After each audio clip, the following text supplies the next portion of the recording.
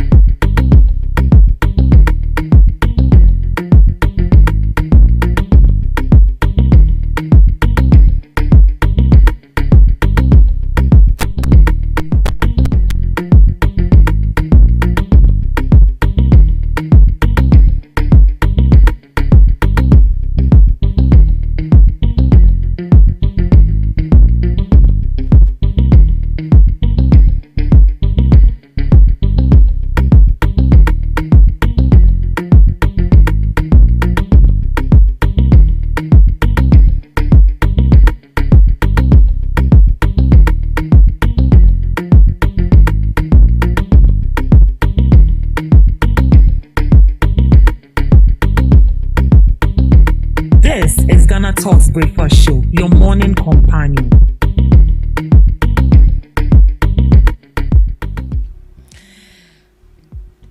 It's a beautiful brand new morning, and you're welcome to the Ghana Talks Breakfast Show right here on Ghana Talks Radio.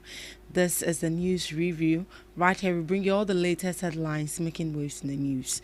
From business to politics, from sports to entertainment, we got you covered with the most relevant stories and informed perspectives on issues that matter to you every morning right here on the show. My name is Ruth Esinam Fiagbedu, and I'm serving you breakfast this morning with Miss Regina Bless and Miss Debbie Adoso. I guess it's not too late to wish you a happy new month. Remember that you are streaming live on Facebook at Ghana Talks Radio, on YouTube at Ghana Talks Radio, and also on X at Ghana Talks Radio. Do well to log on and send in your comments and join us on the Ghana Talks Breakfast Show. Good morning to you, ladies, and you are welcome to the Ghana Talks Breakfast Show. Good morning. How are we doing? Grace is sufficient. How's the week? Yeah, I'm good. How's the weekend? It was fine. It was fine. Yes. It was okay. I lost a friend. Oh, Yeah. sorry. Miss Debbie, how are you? I'm good. How's the weekend? Interesting. We thank God for that. Well, we are here to serve the people and also tell them what is happening, what is trending, and also share our informed perspectives on issues that matter to them every morning right here on the show. Let's get into the news items. Political interference undermining local governance. The president of the Chamber for Local Governance, Richard Fiadomo, says political interference is a major problem affecting how local government works in Ghana. He believes too much control from central government is making it difficult for local assemblies to do their jobs well. According to him, metropolitan, municipal and district assemblies are supposed to make decisions and carry out development projects in their own communities. But in reality, many of these decisions are still being made from Accra. For example, even though assemblies receive money through the district assembly's common fund, They often do not have full control over how the money is used. Some contracts for projects like school buildings and furniture are awarded from the central level instead of by the local assemblies. Mr. Richmond says this defeats the purpose of decentralization, which is meant to bring decision making closer to the people. He also pointed out that some assemblies are not doing enough to engage their communities, which is reducing public trust in local governance.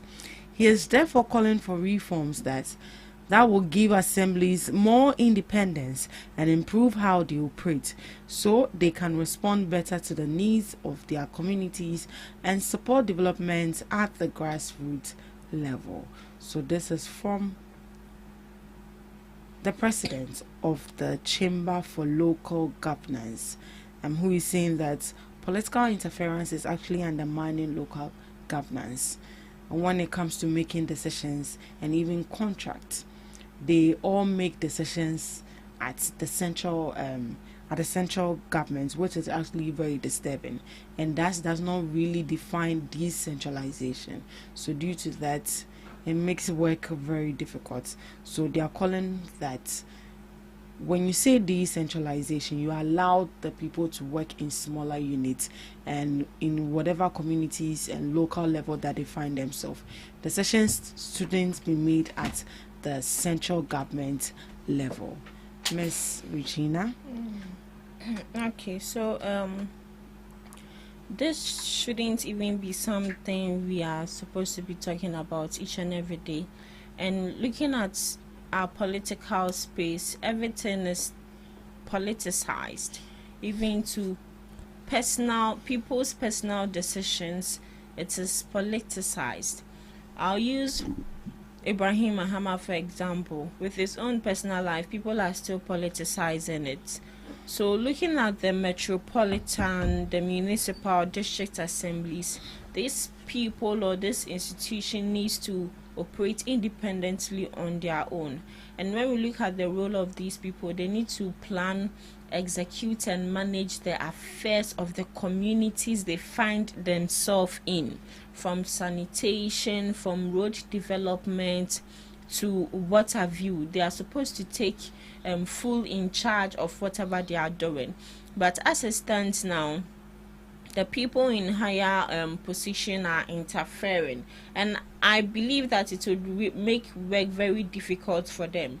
Even during the public account committee, a lot of these individuals have said it, that they can't how would I put it, to work like they don't work to exactly or work independently. Each and every day someone is interfering, and in a way you can't snub these people. You have to allow them. And also I feel like it starts from these politicians or the people in higher position. I think the right person to put these people on the right track is the president, John Dramani Mahama, because if he is not paying attention to these people, automatically they become the second in command, so they tend to other people around. But if President John Dramani Mahama puts them in track, let these people do what they are supposed to do. It's just like OSP and Attorney General. During May Day celebration, John Dramani Mahama made it he made it really clear that he wants the OSP to have all the necessary power possible to be able to prosecute. He has interfered in a way, but not politically, but he gave his mutual opinion, void of politics. So he should also interfere in this and make sure that these individuals, the municipal, the district assembly, the metropolitan and others operate independently. Yeah. Miss Debbie. Yes, so the local assembly also have power to heed to the cause of the people, and it looks as if when you go to parliament and the laws are passed and all that, the assembly member ensure that the work is being done in the community. The member of parliament do not have that time to go about community to community. I mean, putting things in place and then ensuring that things are being done the right way. It all falls down back to the assembly. So if the assembly is not giving that power to execute its mandate, it's going to delay. So imagine this assembly, they are even responsible in constructing roads. They take this common fund and then they ensure that the roads are being constructed, and they monitor the work because they are in the local community. You are not there. So they monitor the work to ensure that the work is being done properly. But if we think that the assembly does not need the power, if we don't decentralize it and all that, it's going to affect us at the end of the day because they need it to do the work. So we don't give them the power, and then their work is also being influenced. If money is being allocated for a particular project, it is being controlled here in Accra. They decide when to disburse the money. So if the money delays, automatically the work delays in the community, and then the assembly has nothing to do. If you don't send the money on time, it's being delayed. But they need the money to do the right thing, or to put in maximum effort and then ensure that the work is being completed at the right time. But if it doesn't happen, no. The more reason why we all want this whole thing should be decentralized and it shouldn't be interfered with politics is that they are the local people, okay? They are in the community. They know the challenges in that particular community. So if we don't give them that particular power, it's going to, disturb and it's going to delay a lot of work. Now, talking about political interference, I remember recently during the Public Accounts Committee, they were speaking about, what's the name? A common fund. You know, every year the assembly is being given a particular money to give out to the disabled and all that. And then that money was to use for the recently celebrated, was it Teachers Day? We have a name for day. No, it wasn't Workers' Day. Oh, Teachers Day. Teachers Day, when they gave out, they awarded teachers. Oh, okay. And then Teachers Day. Maybe I'm not getting the day more, but they said they used that money for that particular program. Money that were meant for the disabled, and then that money was being sent into the coffers of the assembly. They used that money for something else. Oh, you see, so imagine the assembly has full authority. Whoever is in charge when a project is being assigned to a particular community, whoever has been appointed to take over and ensure that the work is being done, if that person has sole responsibility over the coffers, do you think this will happen? It will not happen. But because although the money has been disbursed into the coffers of the local community, there is still somebody who has been appointed in Accra yet that has control over that money. Even if not from Accra, there is somebody in that community where the person might not even spend like 1 week in that community. The person is from there, but the person is in Accra. But the person has sole control over that money than whoever is in that community that ensure that the work is being done. So if we stop politicizing the work of the local assembly, it is going to help. And the most important thing is it should be decentralized. Yesterday I was listening to Julius Deborah. He said President Muhammad is coming to designate each person. They will go to the communities and ensure that every project that the president, every project that is supposed to any project that is supposed to take place. Yes, any project that is supposed to take place in the various communities that these politicians are intruding and they are taking part of the money, they are going to designate a person that will go through each of these communities. So every community will have this one person that, yes, the chief can speak to, the communities can speak to. So in a way, they are also whistleblowers.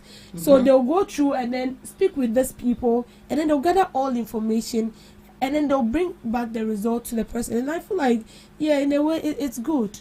So as for decentralization, we need to. But how can we give these local assemblies the autonomy to work alone? Is it that the government doesn't actually trust that they can actually get the work done? I'm not sure. I'm not sure the government does not believe, but then, or we just don't give them the benefit of the doubt that they should do the work. that is one thing. Then I think the other thing has to do with, if you go to every municipality, for instance, we have the member of parliament. It's either the MC or the DC. Then Abbas here. Now after the MC or the DC, then we have the assemblyman. Then another assemblyman too. Yes, how will be ours here.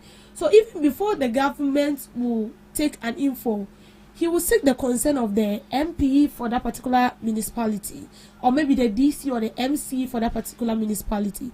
If the MC or the DC doesn't give you an info for you to trust that person or the local assembly, do you think you're going to do it? No. So I feel like it all boils down to the MC, the DC, and the members of parliament we have in our municipality. Maybe their communication with the government feels like this local assembly, they don't have the capacity and the capability to do their work. And so if that is the case, entrust everything into my hand, and then I will ensure that they do the right thing. So I feel like the whole problem is stemming from here. It's stemming from the MC or the DC or the member of parliament, making it look as if they are more capable than the local assembly. Oh, okay. I get it. So those people should be allowed to work. Yes. They should allow them to work. And rather supervise them and then monitor what they so I feel doing. like when the assembly is working, the MC or the DC or the member, you are supposed to even supervise what they are doing. And then ensure that where they are doing it. But as it stands now, the assembly is doing the work and they are supervising themselves. Yeah, same. Clear backlog and aviator-style recruitment in health sector, NPP. The New Patriotic Party is calling on government to fix what it describes as an unfair recruitment system in the health sector. Deputy Protocol Director of the party, Kwabena Frimpong, says the current method of employing health workers lack transparency and does not treat applicants fairly. He claims the system is now unpredictable, comparing it to an aviator-style approach where there is no clear order or structure in the recruitment. He explained that in the past, newly trained health professionals were posted in batches. According to their year groups, this made the process more organized and easier to follow. However, he says the current system mixes different year groups together, meaning someone who graduated recently could get a job quickly, while others who finished years ago are still waiting. He argues that this creates unfairness and could even lead to favoritism. Mr. Frimpong also criticized the Minister for Health, Kwabena Kando, saying the current system does not reflect earlier promises about improving recruitment. He is now calling on the Ministry of Health to clear the backlog of trained but unemployed health workers, return to year group postings, be transparent about available job vacancies. According to him, failing to address these concerns could reduce trust in the system and affect the morale of health professionals across the country. The issue has sparked renewed debate about fairness, transparency, and how best to manage employment in Ghana's health sector. When he says aviator style, what is that term? Is it that they are no, so it means they take actions without thinking twice about it. Or planning. Because aviator was trying to go. Aviator is fast. So maybe that is what he means. But is that what we are seeing in our health recruitment system? Is that the case? That's the president too, like aviator. No, like the recruitment. He's saying I think with the aviator style they are talking about has to do with the latter comment he made about those who graduated just recently are getting jobs than those who graduated long time ago and they are still home. Okay, so it means with the fresh graduates, they are being employed faster. And, What can I say to that, please? Your thoughts, Miss Debbie. Okay, so I think first of all, it all boils down to unemployment, right? Yeah. We have a couple of graduates who are still looking. They still have hope in the government that one day somehow they will be employed. And just this morning, I think the Doctors Association will be demonstrating because of, I think they said they are not being paid or something. It's a lab. Yes, they will demonstrate. We also have teachers who are demonstrating because they are complaining that they have seniors who are in the house since 2018 and up till now they've not been employed. But this current government said they are coming to employ 7,000. And this 7,000 is not from 2021, 2022. It's starting from I think 2023 or 2024. With the current teachers, yeah, I'm sure. I start to be corrected though, but I'm sure it's from 2023 or so.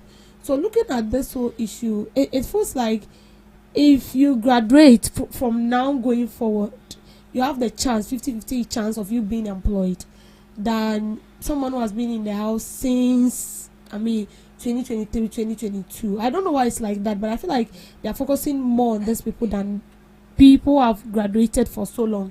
And it's not supposed to be so, because everyone voted for you, included the people who graduated 3 years, 4 years ago.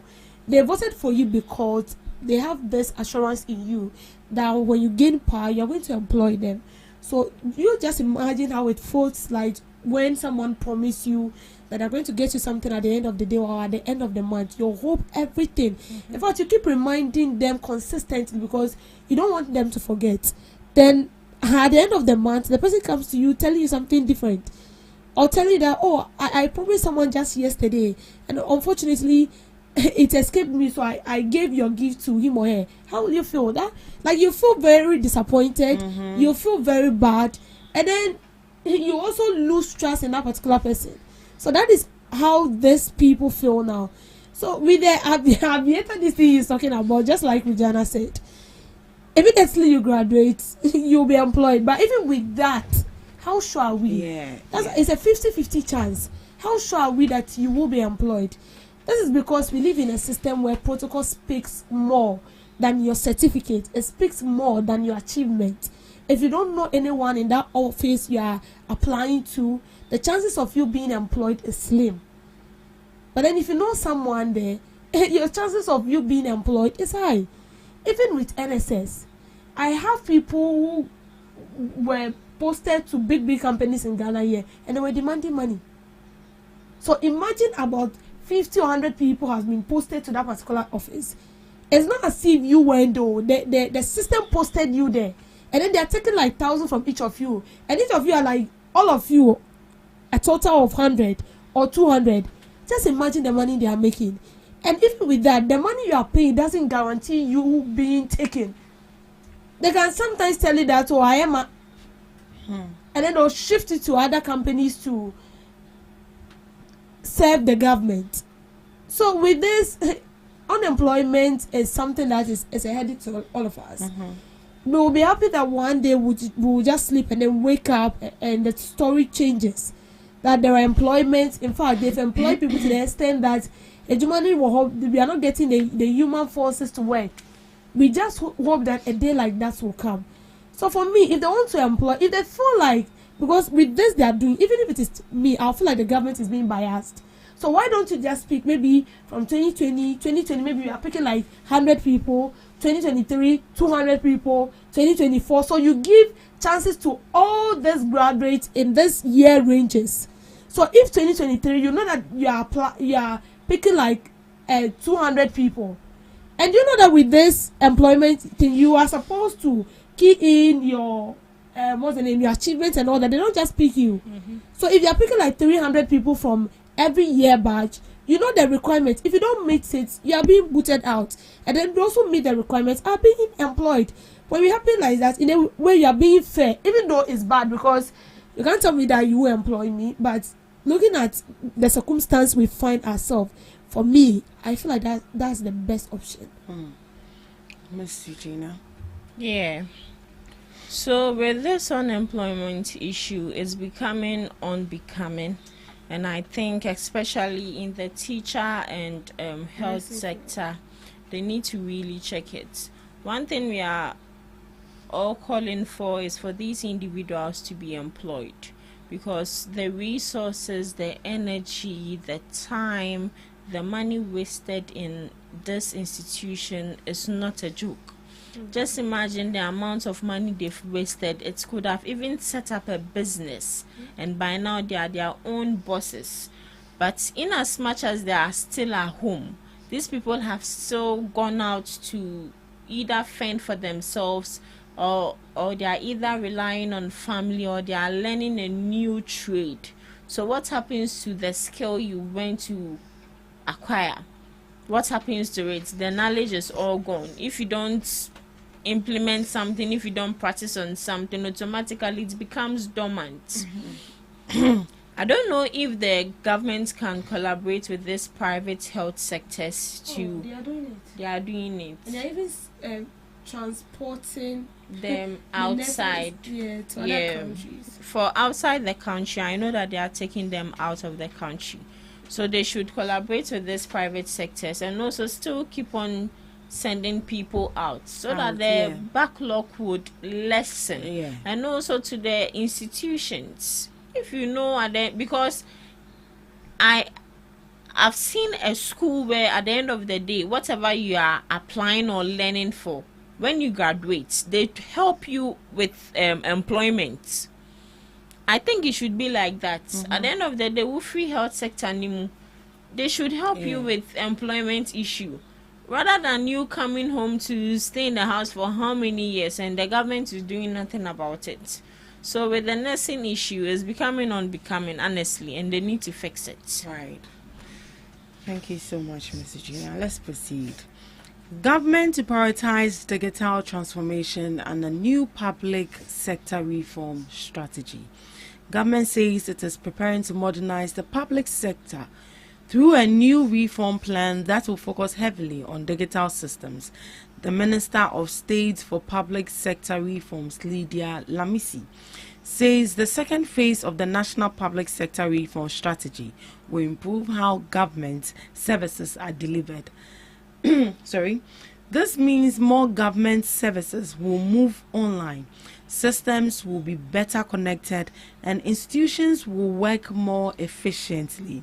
She explained that the plan will invest in ICT infrastructure, including stronger internet systems like a national fiber backbone, and promote digital record keeping so information is easier to access and manage. Another key focus is creating a one-stop shop system where citizens can access multiple government services in one place instead of moving from office to office. The minister also highlighted the importance of gender inclusion. She says the reforms will ensure that women, especially at the local government level, have better access to digital tools and opportunities. In addition, she stressed the need to reduce political interference in the public sector. According to her, professionals and technical experts must be allowed to work without unnecessary political pressure. She also mentioned that government will review its part of the Presidential Transition Act 2012 at 845 to improve how public sector workers are hired and dismissed. The policy is currently being finalized and will be sent to Cabinet for approval. Once approved, government says it will find the resources to fully implement the plan despite current financial challenges, and the goal is to build a more transparent, efficient, and responsive public sector that better serves the needs of Ghanaians. Oh, what is happening? So yes, now ICT is actually what is trending. Digitalization is actually what is trending, and this is actually coming from the government sector, and they are suggesting that it's high time that they prioritize digital transformation under the new public sector reform strategy. I don't know if there are instances that when you go to an office and they ask for somebody's name, they'll go and pick a big full scarf, and you are now coming to look for the person's name. Yeah. You get it? When you have computer, you have technology, and if the document is there, all you need to do is just type in the person's Even at name. the hospital. You get it, and it all pops up. I think it's high time that we leave this outmoded way of record keeping and doing things somewhere. We need to upgrade. And then you can all bear witness that if you go to the government sector, that thing there is there. They like writing too much, pen and paper. When the machine is there, that you can just type and then you will have it there. So this is actually what they want to prioritize as part of the reforms they are bringing into the public sector. I think it's been long overdue. It's actually good they are bringing this. And as she mentioned that they are going to encourage more women to be abreast with these digital tools and all of that. Because it looks like when you say IT there, it's for the men. Now they want to encourage the women to be more abreast with the digital tools. Miss Regina, if you were there, would you take opportunity to, learn some one or two? Oh yeah. In life, it's best to always be updated. You don't know where your opportunity would come, so you need to be updated each and every time. But looking at the public sector, they are outmoded. Excuse me, this is a cake. They don't want to learn new things. Was it last year where a land commission office was a building got bent, and almost all the documents, the people's documents, got bent. They had in fact they had no backup. The police court. Court. They had no backup. And you just imagine say once more. Ashe.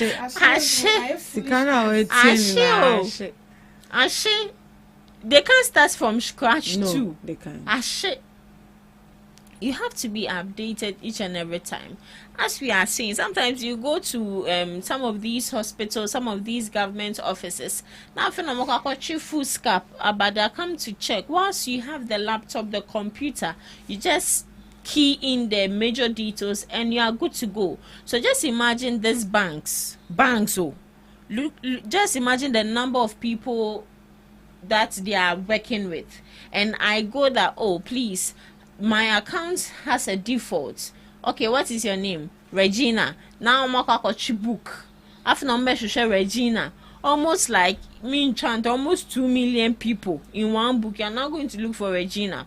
But God being so good, these people are digitalized to a point where they just take their laptop or their computer, they key in your name. Sometimes they don't even key in your name. They just key in your account number and you are good to go. So it's a good thing. So the hospitals, public sectors, they should all work. See, you would not be surprised if you go to the public sector today and you see a typewriter. A typewriter is there. Yeah, it's there. Doing what? Oh. Those secretaries, very soon they'll sack all of them because AI or the digital world is taking over. So just as we are all saying, the world is evolving, and so long as the world is evolving, is transforming everything around us. What we used to see during those days back then, I remember those times when I'm sick and my dad sent me to the hospital. You sit in queues, then they'll bring the folder. When they bring the folder, then just say they'll go. They can take like 1 hour, 30 minutes, and they are looking for your folder. Not near you need that folder because that is the folder you will send to meet the doctor. You present that to the doctor because the doctor will need to refer to the old files when you're coming there. I mean, what are the sicknesses you're bringing on board and all that. So we are saying that the world is evolving, and then we need to evolve. We need to change things. Gone are the days where when you even go to the cafe, someone sent you a message. It can take like 30 days, 1 month for you to get that message. Somebody can use 3 months to type a program outline. But now it's not more like that. Even AI, when you type, give me a program as a program, just give you the key things. AI will give you everything. So it should tell you that if you don't upgrade yourself, now with the IT there, regardless of the what's the name, the field you find yourself, you need to know everything about digitalization, because if you don't take time, a time will come you'll be put out from your place of work. Recently there was a summit where they met all the media personnel, and then they were telling them about digitalization, and the man was like, as it stands now, even AI reads news, AI reports, the only thing you need to do is that just program it. This is what I want to do, and then AI will start doing it. So if you don't upgrade yourself with certain things, a time will come where you will find yourself stranded. So it is very, very necessary that we upgrade and then we do away with the bad things. Now, please, just a minute. The more reason why we are all calling for this AI thing is to speed up services. Yeah. No more Cobra. God, especially NHIS. For you're going for an NHIS card, they can tell you, they can be throwing you out and then telling you to come back, like back and forth for 3 months. That card no can. So with this is speed up services, and then a plaque leakages and boost trust. There are instances where, especially people who deal with the finance and all that, now you don't go to the bank and you see people taking note on paper. It is all done on computer, because they know that the computer doesn't lie. So long as it's being sent, maybe the final details is being sent to your boss or whatever it is, you cannot go and clean anything. And if by mistake you added something, you will pay it. And even if you don't add it, there is no way you can subtract it. It's not like paper, you use correction fluid and then you change something. No. And then it saves money. So digital system cut printing, ghost names and delays, MMDAs that digitize property rates, collect more IGF without raising taxes. So it's not as if I feel everything is like sorted out. So for digitalization, there is very, very necessary. It's very, very necessary. It's high time that we prioritize, digitalizing some of our things. And with this, the government says that they are going to prioritize it as part of the sector reforms they are bringing on board.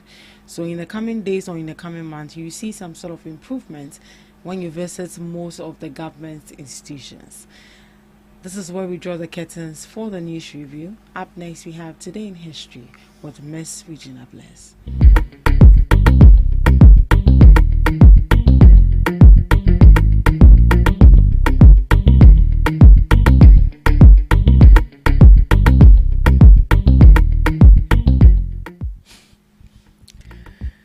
Bringing you Today in History on this day. International Congress of Women adopts resolutions on peace and women's suffrage. The International Congress of Women brought together over 1,000 women from 12 countries to protest World War I and promote lasting peace. The Congress adopted 20 resolutions advocating for mediation, women's suffrage, and international arbitration to resolve conflicts. 2001, former NBA All-Star Jason Williams indicted for manslaughter. Former NBA All-Star Jason Williams was indicted on charges including aggravated manslaughter on this day, 2002, following the February 14, 2001 shooting death of limousine driver Kostas Christofi at his New Jersey home. He ultimately pleaded guilty to aggravated assault in 2010 and served 27 months in prison. To some few global observances. Couple Appreciation Day. To honor the bond between partners, whether dating or married. It is a day to strengthen relationships by expressing gratitude, celebrating milestones, and sharing affection through small gestures or dedicated quality time. Moving on, Therapeutic Massage Awareness Day.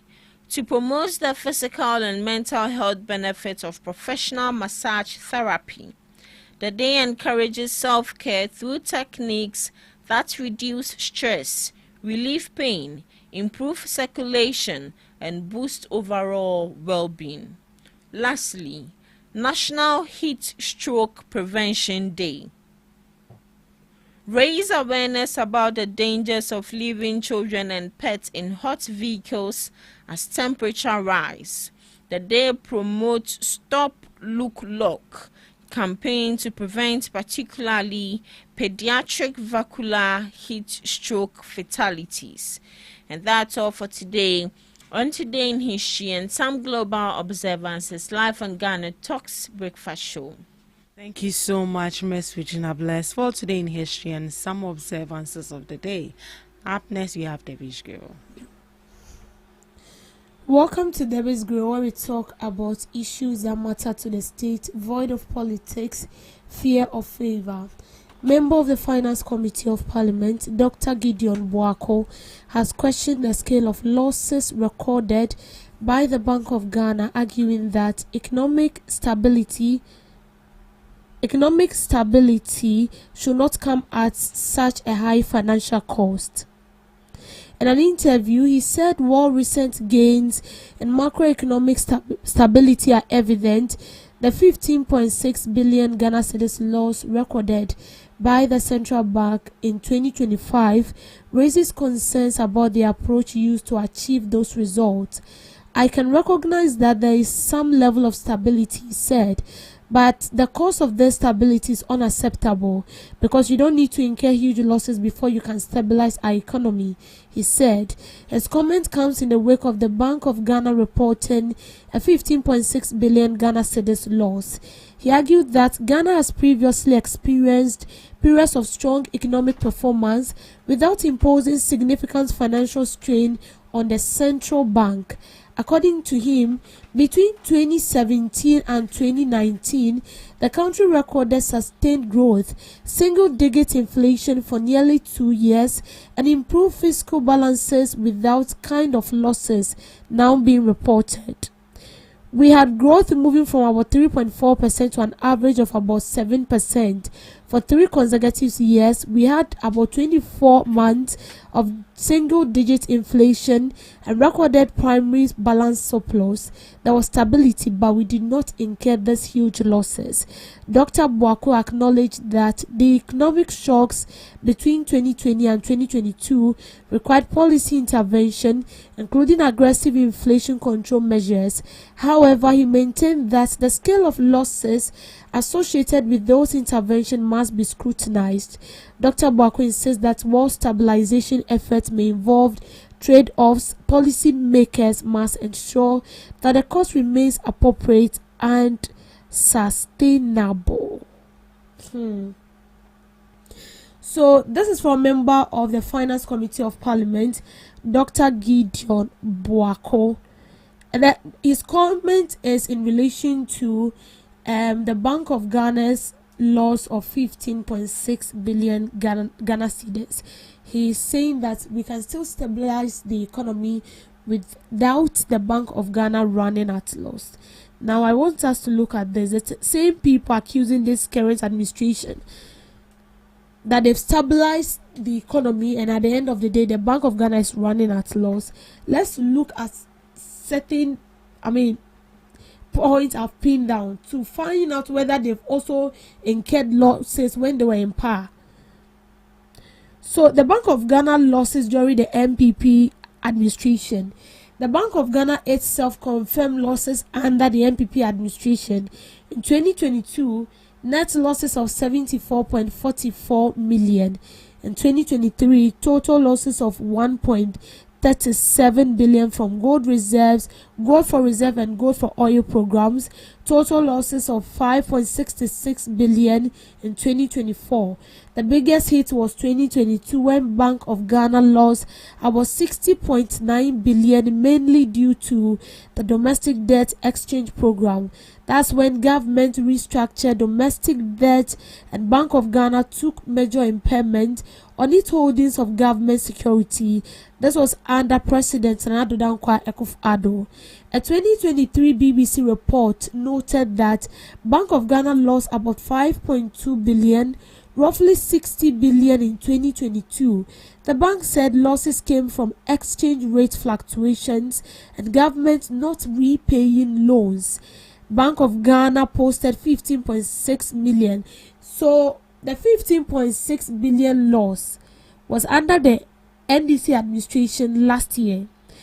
And then the MPP, who are complaining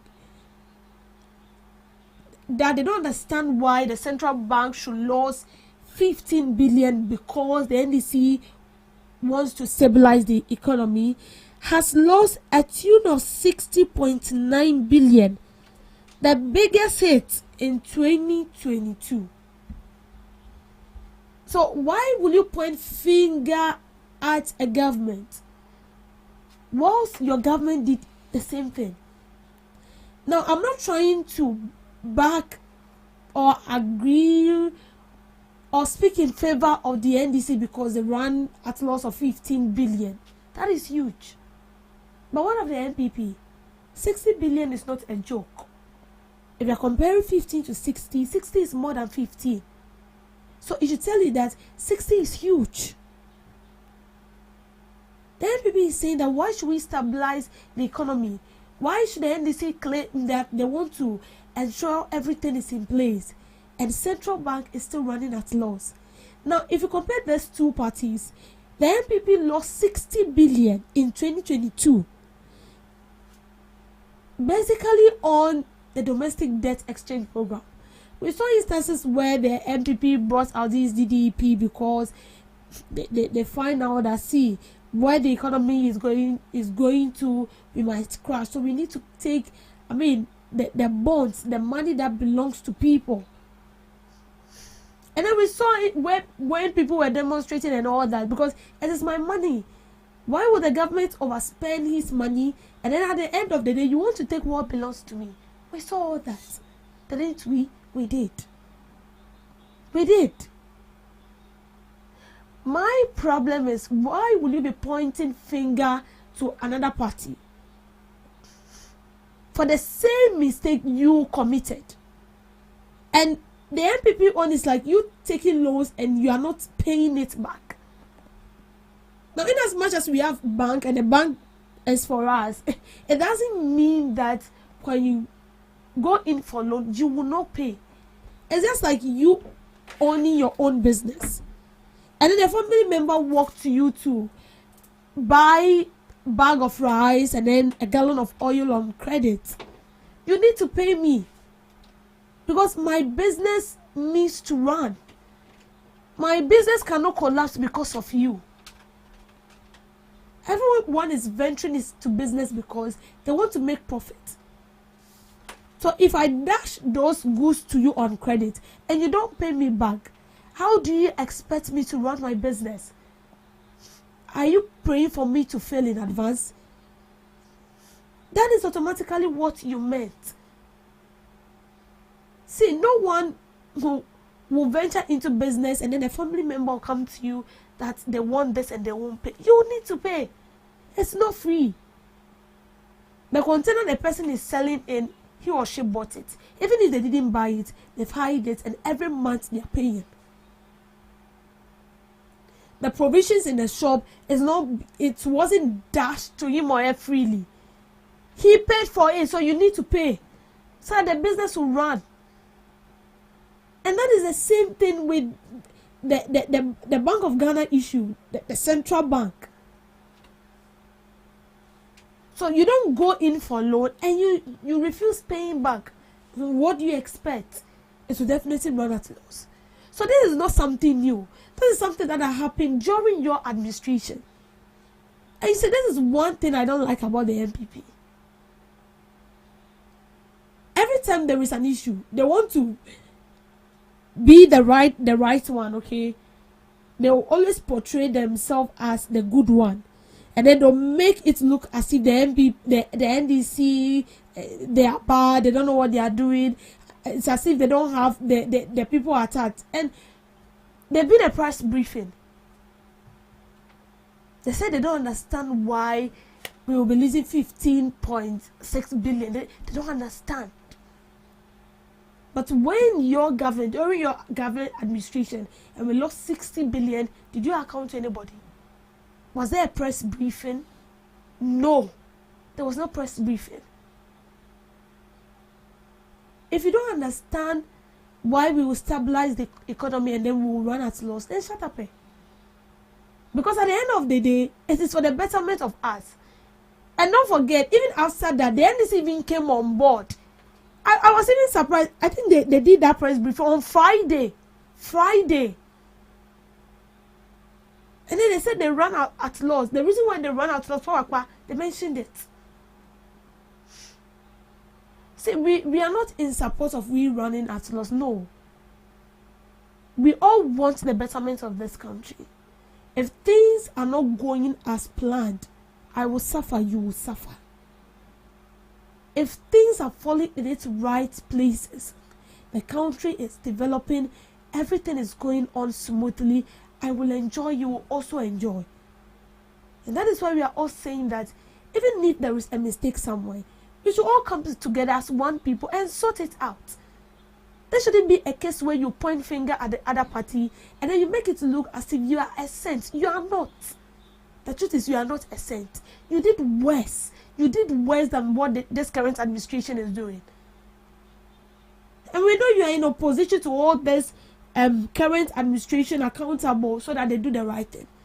But is it not too much? Because the same mistake you are pointing to that the NDC are not doing right, they are the things you did. You did same. And now you are trying to shift blame. You say this is the main reason why we keep saying that all politicians are equally the same. They are trying to twist the whole thing around and make it look as if it's intentional. We are not all happy that we've run at loss. No one is happy. Because this is huge. 15 billion is not something small. It can be used for, a development can be projected into a developmental something to help us as a country. But here we are. I see that there is nothing we can do. And the fact that the NDC have accepted that we've run at loss.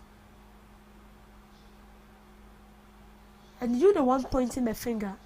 So if you are telling them to come and explain further, you are calling them to pay the money, then you also need to pay the 60 billion. This is not whether you are in opposition or not.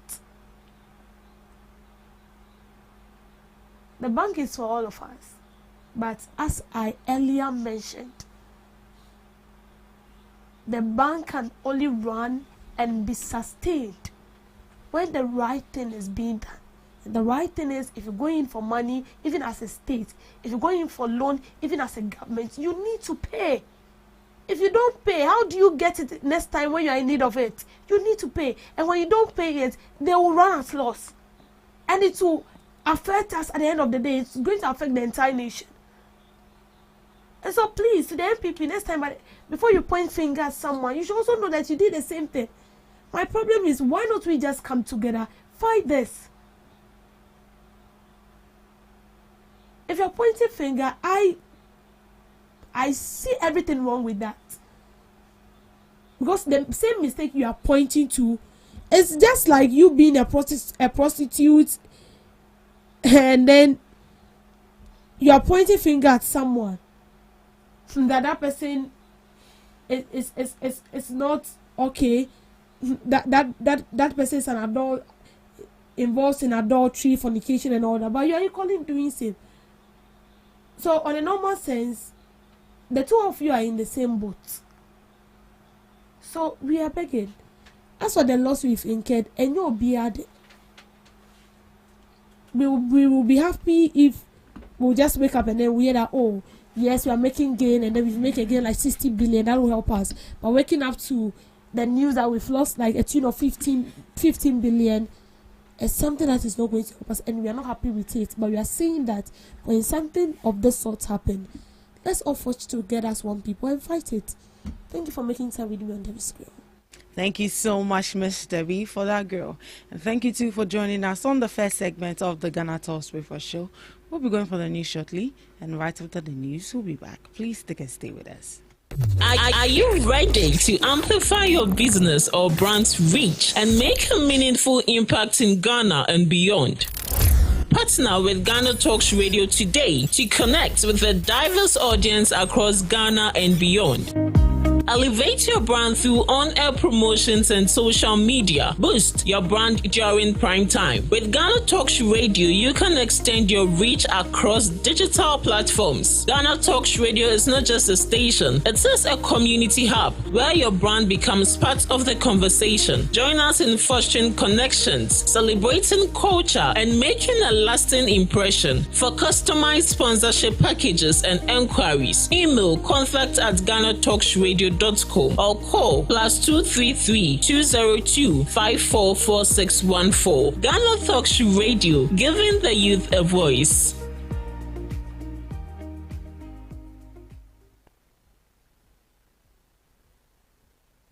We bring you local news, business news, international, sports, and entertainment news right here on GTR.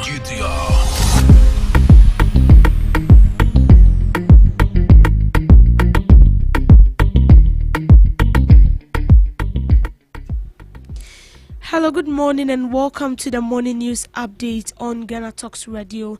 Coming up, President John Dramani Mahama announces plan for 1,200 megawatts gas power plant to boost generation. Vice President highlights strides in Women's Development Bank. The presidency set up delivery unit to trial government project monthly. Also coming up in the news, Ewutu Senya East supports BEC candidate, caution against examination malpractice. Tension in Odotobri as the New Patriotic Party members raises concern over alleged election irregularities. These and many more coming up your way shortly.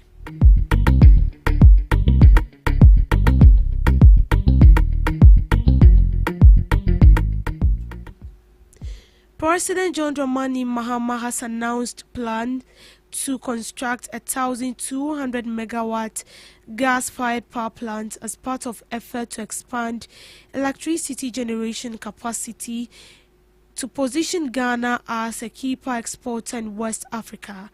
Speaking at the energy sector briefing, the president said the proposed plant will leverage Ghana's natural gas resources to deliver reliable base load power, reduce dependence on hydro, and create surplus energy for export.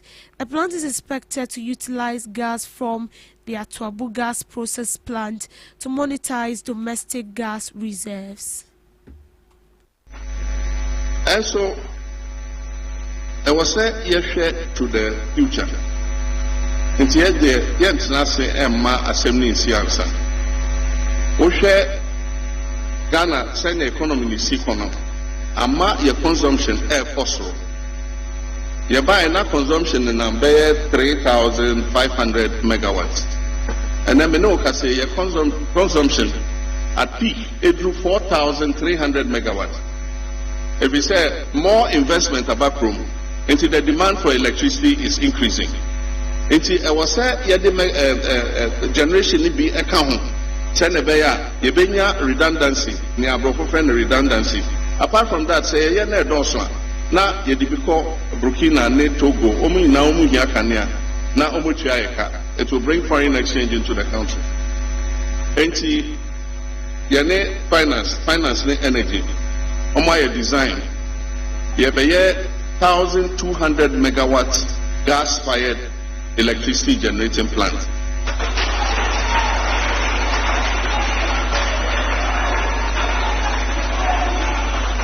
Na nyamiadom. Afia amino kase. Ye de asobe bofum na saijuma na shase. Me who here also say ye be say jumano nearly 1,200 megawatts account because ye buy no na abaya efi akonya so for no omone.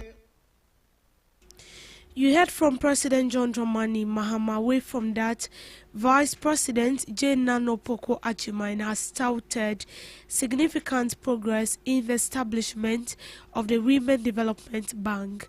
Speaking at a stakeholder engagement, the Vice President says groundwork for the bank has advanced with policy frameworks, regulatory engagement, and initial capitalization process in progress.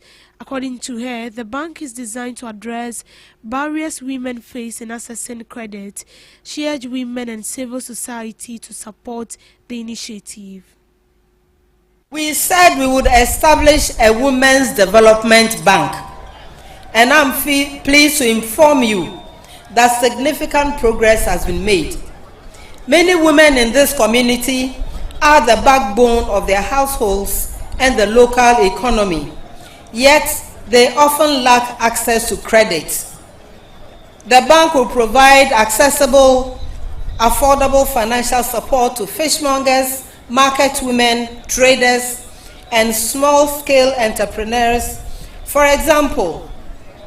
And it will be mainly for the women of this country who are often left on the sidelines of formal financial systems.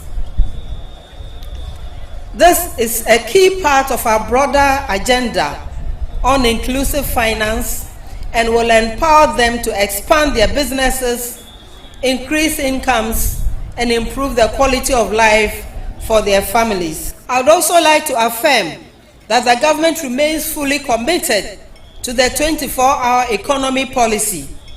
This is a strategic intervention to create jobs, stimulate industrial growth, and maximize the use of our human and natural resources.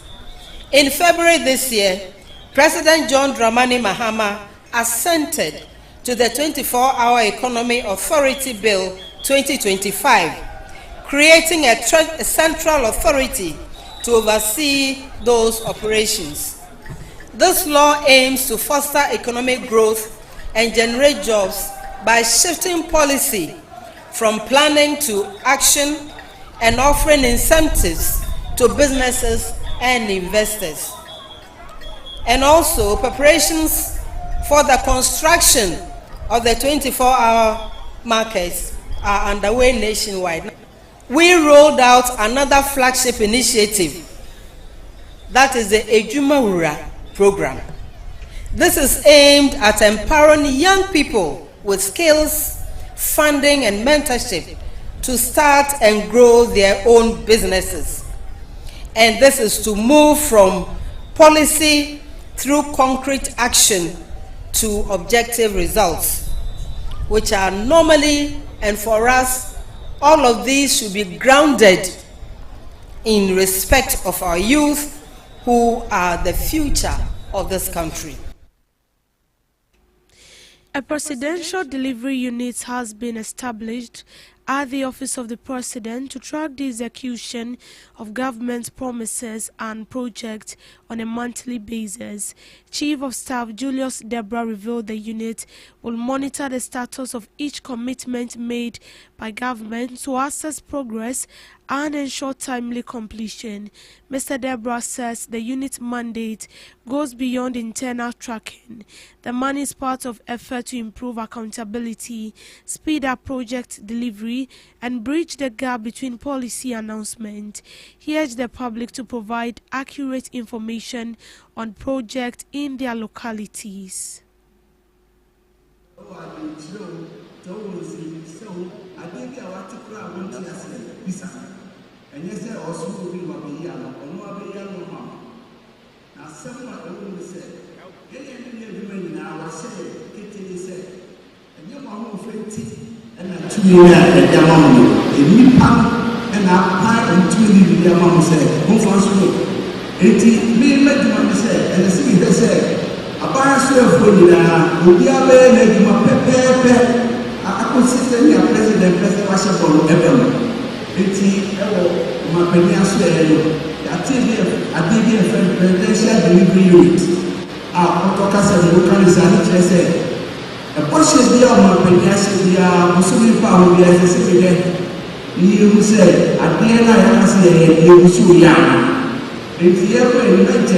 who am going to say for presidential delivery to Abba.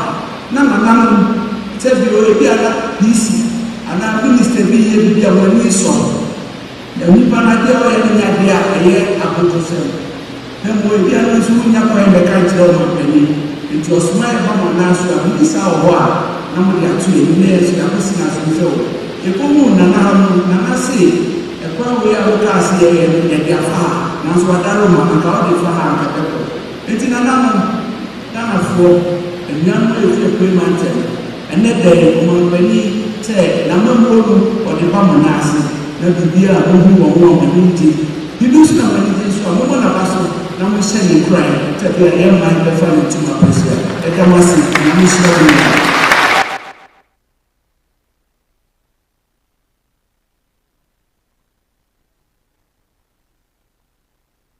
Member of Parliament for Ewutu Senior East has donated learning materials to candidates preparing for the 2026 Basic Education Certificate examination while cautioning students against examination malpractice. The Member of Parliament presented mathematical set, pens, pencil, and other stationery to final year students across public junior high schools in his constituency. The support is aimed at easing burden on parents and ensuring candidates are adequately resourced. Heads of schools and education officials pledge to intensify supervision to curb malpractice. From 3 students no almost cultural and almost started to be come for May we are Monday.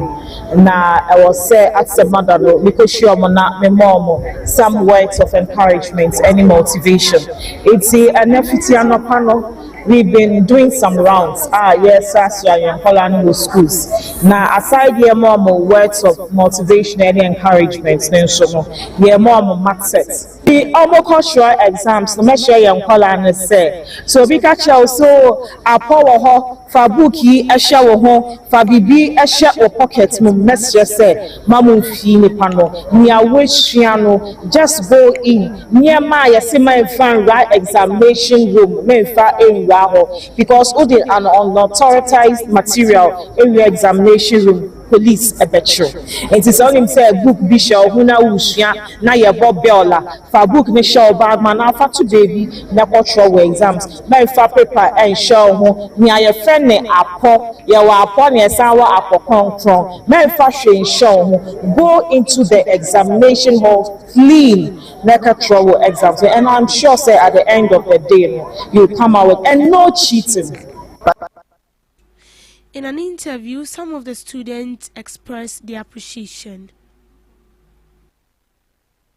But then I say, or the betray, and I man in Munguasi, a betcha. Cheka chen said that I see a mission so they are betray. I am disappointing so. Oh, the mechanism I mean sure and I see baby. Oh, you betcha in one. We just want to thank her for all that she's doing for us, for telling us, for encouraging us that you can pass our exams successfully and bringing out with flying colors. And we also want to thank her for the master that she brought to us. We are grateful and we will not let her down. We promise her that we will pass and come out with flying colors. Yeah, that honorable now for your assay. Oh, master, or the one can be a bishop, say a baby so night. Tension is mounting in Odotobri constituency of the New Patriotic Party as some party members voice alarm over alleged irregularities ahead of the party's presidential primary scheduled for January 31st. A delegate, Akwesi Asante, has petitioned the New Patriotic Party's Presidential Election Committee to investigate an alleged audio recording suggesting a plot to disrupt the upcoming primary. The recording purportedly features an individual restructuring regional and constituency executives to recruit people referred to as commandos ahead of the vote. According to a statement issued The recording appears to show some persons compiling and sharing lists containing names and contacts believed to be part of alleged militia groups. Meanwhile, the purported recruitment drive violates the New Patriotic Party's Elections Committee's operational guidelines. He called for a full inquiry into the authenticity of the record to ensure the rules are enforced fairly. In business, the Bank of Ghana published its audited financial statement for 2025. By law, this should have been approved by the board and submitted to the finance minister by end of March. The bank obtained a 1-month extension, partly on the grounds that he had changed auditors from Deloitte who needed time to come to terms with the books, and partly because additional scrutiny was requested around the gold operations and the bank exposure to the Ghana Gold Board. The statements were approved on 29th April and published on May 1st, barely meeting the secondary legal deadline for publication. The numbers dropped like a bombshell into Ghana's polarized political environment as it became clear that the Bank of Ghana recorded a net loss of 1.25 billion for the year. The opposition New Patriotic Party began to pay for blood throughout the text are sensitive to specific exchange rate. Further reading showed that an additional 1.55 billion in other comprehensive income charges driven by the accounting impact of a stronger cedi, reducing the domestic currency value of dollar assets of the Bank of Ghana mostly held abroad. 2.8 billion cumulative negative equity to 9 billion at the end of 2025, widening from 3.99 billion a year earlier. As a share of GDP, the negative equity is approximately 8%. On how exactly one estimates the relevant GDP metric, it is among the largest such opposition reported by central bank globally and sustained across successive years. 3 forces got us here, they said. Before examining the numbers, it helps to understand the basic mechanics of what the central bank does that generates these losses. It is not all that complicated. Creating money to buy gold Ghana produces. It is Africa's largest producer in Ghana. In 2025, the bank purchased in one set of transactions approximately 2.9 million fine ounces of dull gold, worth roughly 7.6 billion at average market price. Much of the funds used to pay for that gold was created in the way described. It does this by issuing short-term bills to commercial banks. It borrows from the bank and the park money. A bank hands the Bank of Ghana 8 million worth the cedi. By the end of 2025, the bank had $9 billion of these bills outstanding at the closing rate, nearly triple 2.22 billion outstanding a year earlier. To sports, former Black Stars midfielder Kwadwo Asamoah has raised concerns over the current quality of the senior national team, cautioning that Ghana risks an early exit if standards do not improve ahead of the 2026 FIFA World Cup. Speaking in an interview, the ex-Juventus and Inter Milan star said the team lacks consistency, depth and the competitive edge needed to face top nations on the world stage. Ghana booked qualification for the 2026 World Cup set to be hosted by the United States, Canada and Mexico, but recent performances in qualifiers and friendlies have drawn criticism from fans and pundits over defensive lapses and lack of creativity. Asamoah, who featured in the 2010 and 2014 World Cup, urged the Ghana Football Association and technical team to address tactical discipline and player commitment. He also called for the integration of informed players and proper preparation through high-profile friendlies. The Black Stars are expected to begin campaign in August as preparation intensifies for the tournament scheduled to kick off in June 2026.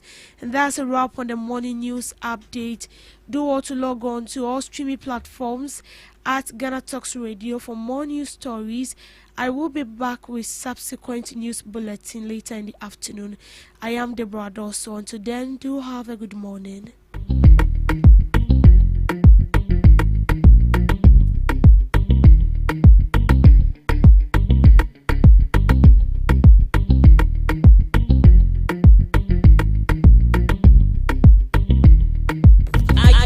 Ready to amplify your business or brand's reach and make a meaningful impact in Ghana and beyond? Partner with Ghana Talks Radio today to connect with a diverse audience across Ghana and beyond. Elevate your brand through on-air promotions and social media. Boost your brand during prime time. With Ghana Talks Radio, you can extend your reach across digital platforms. Ghana Talks Radio is not just a station, it is a community hub where your brand becomes part of the conversation. Join us in fostering connections, celebrating culture, and making a lasting impression. For customized sponsorship packages and enquiries, email contact@GhanaTalksRadio.com or call +233 202 544614. Ghana Talks Radio, giving the youth a voice. What do you want for breakfast? How do you want your breakfast? English breakfast, French fries. Koko Nikosi, alo komi kesheto. Wache. Well, Gobe is the real deal. Join us on Ghana Talks Radio. Let's serve you a buffet of breakfast. From news headlines review, current affairs to social issues. Entertainment, sports, and all the trending stories live on our mobile app and across all socials from Monday to Friday, 7 a.m. to 10 a.m. With me, Pakwesi Omare, Regina Bless, Deborah Adoso, and I am Esinal Fiagbedu. This is Ghana Talks Breakfast Show. This is Ghana Talks Breakfast Show, your morning companion.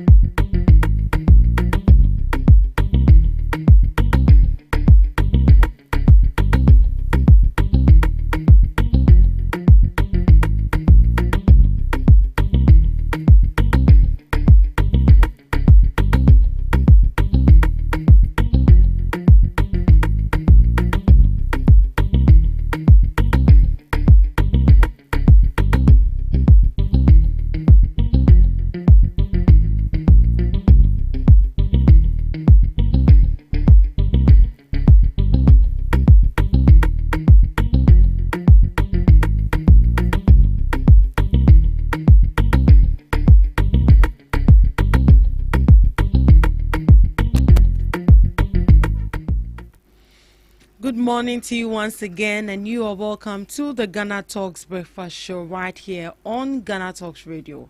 This is the only favorite online radio station you can carry along wherever you go. All you need to do is just download the app on Play Store at Ghana Talks Radio, and you are good to go. Remember that you're streaming live on Facebook at Ghana Talks Radio, on YouTube at Ghana Talks Radio, and also on X at Ghana Talks Radio. Ghana Talks Breakfast Show is streaming live on this app. Do well to log on, send in your comments. Let's get interactive on the Ghana Talks Breakfast Show. You're welcome to the second segment of the Ghana Talks Breakfast Show. And as you know it, the second segment, we don't do it alone, but we come along with knowledgeable guests who are going to be delving into the issues and sharing their relevance and informed perspectives on matters that matter to you every morning right here on the show. As part of the topics we'll be looking at this morning will be the issue of unemployment. Who is actually to be blamed? Is it the youth, our education system, or the government? And also we'll be looking at government also making preparation to exit from IMF. How is it going so far? And if indeed we have the firm grounds when it comes to finances to actually exit the IMF fund. Those are the topics we'll be looking at this morning, and I'll be in the studios with knowledgeable guests, gallant gentlemen from the NDC and also from the NPP to delve into the issue for discussion this morning. And I must say that we already have one of our guests sitting right here in the studios with us, Mr. Kingsley, who is also as part of the guest panelists, will also be joining us shortly. But you can just guess who is sitting here in the studio. I guess he's our Monday regular guest, Mr. Gauso Zamani, who is the NDC communications team member. Good morning to you, Mr. Zamani, and you are welcome to the GhanaTalks breakfast show. Thank you so much. How are you doing? By the grace. We thank God. We are faring well. Right. No, it hasn't been easy. It hasn't been easy, yes. But small. The weekend, I must say, wasn't a bad one. Wasn't a bad one yes, for you? Yes, we had time to relax. Oh, okay. That's nice. We didn't do too much this weekend. Oh, that's good to hear. Yes. I guess that's a restful weekend you had there. Yes. Right. I hope Doomsaw didn't disrupt that. Oh no, our lights are stable these days. Yes, I think lately our lights are stable. Yes, our lights are stable these days. Very stable. Ever since we had this crisis that hit us unexpectedly, the fire outbreak at Akosombo, and then the installation of our transformers, you could clearly see that through the minister, the engineers at the ministry and the guys on the work field did extremely well. Like working beyond their working limits, making sure that we get our power stabilized. Believe you me, we really need to celebrate our gallant engineers in the energy ministry. Over the week, His Excellency John Dramani Mahama visited Akosombo. Yes, and then you saw that he had an encounter with one service personnel, a female service personnel, and that's actually an automatic. You get me. You could clearly see that the lady went overboard, like beyond the limits that has been given to her to work, join the guys on ground and also contribute a quota. These are people that need to be celebrated. Exactly. These are people that need to be remembered. His Excellency John Dramani Mahama made a very nice gesture there, giving the lady automatic employment right after national service. These are people. This is the kind of act that we need to be promoting in our country. This is what citizenry is about. Exactly. So I believe now, we are getting there. Our powers are stable. The lights are on. You don't hear the other side making noise about it again. This time around, they are of Ghana. Yes, it clearly looks like they don't have anything to say. You get me? Very soon you see the other time I was telling them that opposition, you don't go with trends. No. Opposition, you make sure you sit back and do your homework well. MPP is actually these days not getting anything to say. The government is being managed well, the economy is being managed well, the country is being run well. We are very cautious of ourselves. We know the people we are dealing with. We know it's Ghanaians we are dealing with. And after 4 years, we'll go to these same Ghanaians to go and look for their vote. And for that matter, when we are dealing with Ghanaians, we are very careful. Yeah. You saw how truthful the energy minister was when this crisis arose. He was so truthful. He told Ghanaians that this is what has caused and this is what we are working on. Gave us time, gave us 1 week. It wasn't even up to a week. These days, our powers are very stable. You have light on, morning to evening. You don't need to even calculate. This is what we are looking at. When the crisis can be open. Not when someone will tell us that we will not go to IMF, the next moment we are at IMF with our full chest. You get me? So, I think the minister deserves some celebration. And then we want to thank His Excellency John Dramani Mahama so much for making sure that his government is being truthful to Ghanaians and getting the work done. So as he cited, it looks like the Dumso, we are not really seeing it. But some people encountered Dumso yesterday, and I think they've been in it for almost close to 24 hours. You see, the gratitude of it has reduced. That is what we need to look at. You get me? And we are not saying that we wouldn't know the reason why those people actually are not having light. And you see, power outages, whatever was happening nationwide, we knew the reason. And if it could be a problem in their area, it could be whatever it is in their area that is getting resolved. You get me? We cannot attribute that to the fact that it is a nationwide doom. So, but we saw the experience some weeks back when it was actually affecting the whole country. We saw people like ranting everywhere, complaining and all that. But you know, that has reduced. And that doesn't mean if your area you encounter a problem, your light wouldn't go off. Immediately the light go off, you just reach out to the the electricity company and find out the reason why the lights are off. But this, I believe, is not the usual doom. So we know this I believe is not so. Well, as part of that, the minority is demanding an apology from the government over Dumso. Apology over what? Yes, over Dumso. They want the government to come in. Minority, the work of these guys, they are not making minority so enjoyable. They are not making the caucus. But what are they supposed to be doing? Is that not what they are supposed to be doing? To be keeping the government on its toes? You are keeping the government on its toes, and then making comments as if you were clean when you were in power. Don't you remember when our powers were not having stable lights? They moved to the energy minister, then who is now, going all over, positioning people well to be the next running mate. Didn't you hear his commentaries? Yeah. He was actually unconcerned. At the time when Ghanaians were, the lights were not on, Ghanaians were willingly looking for what? A timetable so that they can all go along. What did he tell us? He puffed at us and told us to go and draw our own timetable. They left the energy sector, they left the amount of debt they left there is nothing to write home about. So what are they saying? Government should apologize for what? We are getting the work done. We've told Ghanaians what the reasons are. What again do they want to hear? Apologize for what? No, what exactly do they want the government to apologize? It is the work it is the results that we need, and we are giving the results. So the minorities should get some place to sit. If they don't have anything doing, they should find somewhere to sit and watch us govern the country. Because we have a government that is ruling with less than 60 ministers, and our economy is in good shape. Right. We had governments that had over 100 and something ministers. What did we witness in this country? Akufo-Addo told us more hands on deck. That's what we were told. People were misusing money anyhow. Projects that could not even see the light of the day were being financed. Monies were being given all over. Go to NSS, ghost names everywhere. Go to Ministry of Finance, giving money out to projects that you could not even see physically on grounds.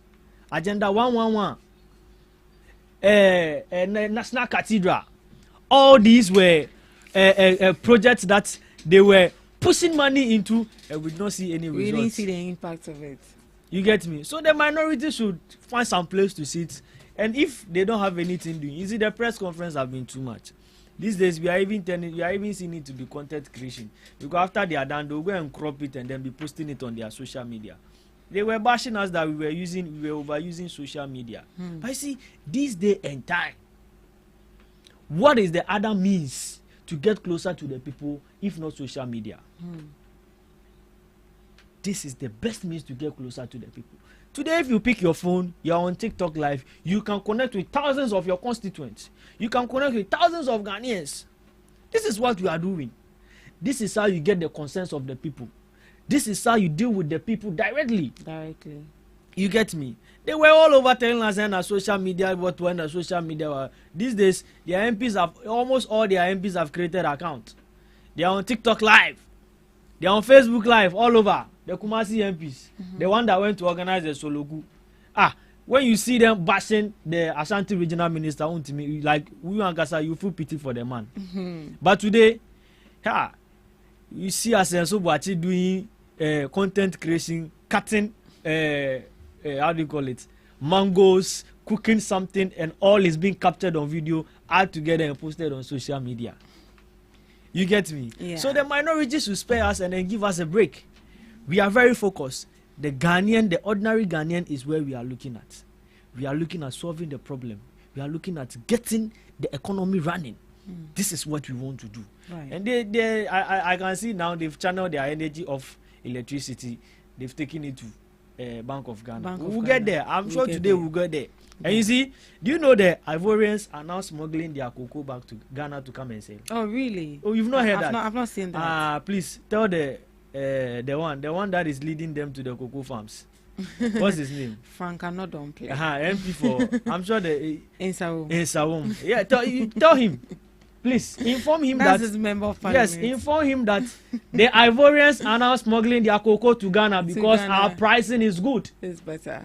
Yes. All right, let me welcome him. Mr. Kingsley Akwa is joining us right here in the studios on the GhanaTalks Breakfast Show. Good morning to you, Mr. Kingsley, and you are welcome to the GhanaTalks Breakfast Show. Good morning and good morning to your listeners and your viewers once again. All right, it's good to have you in the studios. Well, thank you. Hope all is well. You had a restful weekend. What should I say? Yes or no? Somehow. Because we are working tirelessly to make sure that we kick this people out of government. Yes, because I see. So what is happening back door? What are you doing back door? Well, you know, we have these are internal elections that probably we are vying for different positions within the police stations. So that is what we are much focused, because we need to set up the base very well so that we can have, you know, very good, energetic, you know, executives who can campaign effectively, so that we can kick out this NDC government. You know, this is what we told them and they didn't listen. You see, when approach. I was coming, I was doing the lesson, and he was mentioning a whole lot. Yes, we understand that the social media is one of the key, so that you can reach out to, you know, the audience or your constituents that you are talking about. But the social media also has a negative impact and a useful impact as well. But we all understand that the Asante regional minister, in terms of tragedy, when the plane crashed, where we Ghanaians we've lost a lot of dignities, you know, high profiles that Ghana is mourning. Ghanaians are mourning.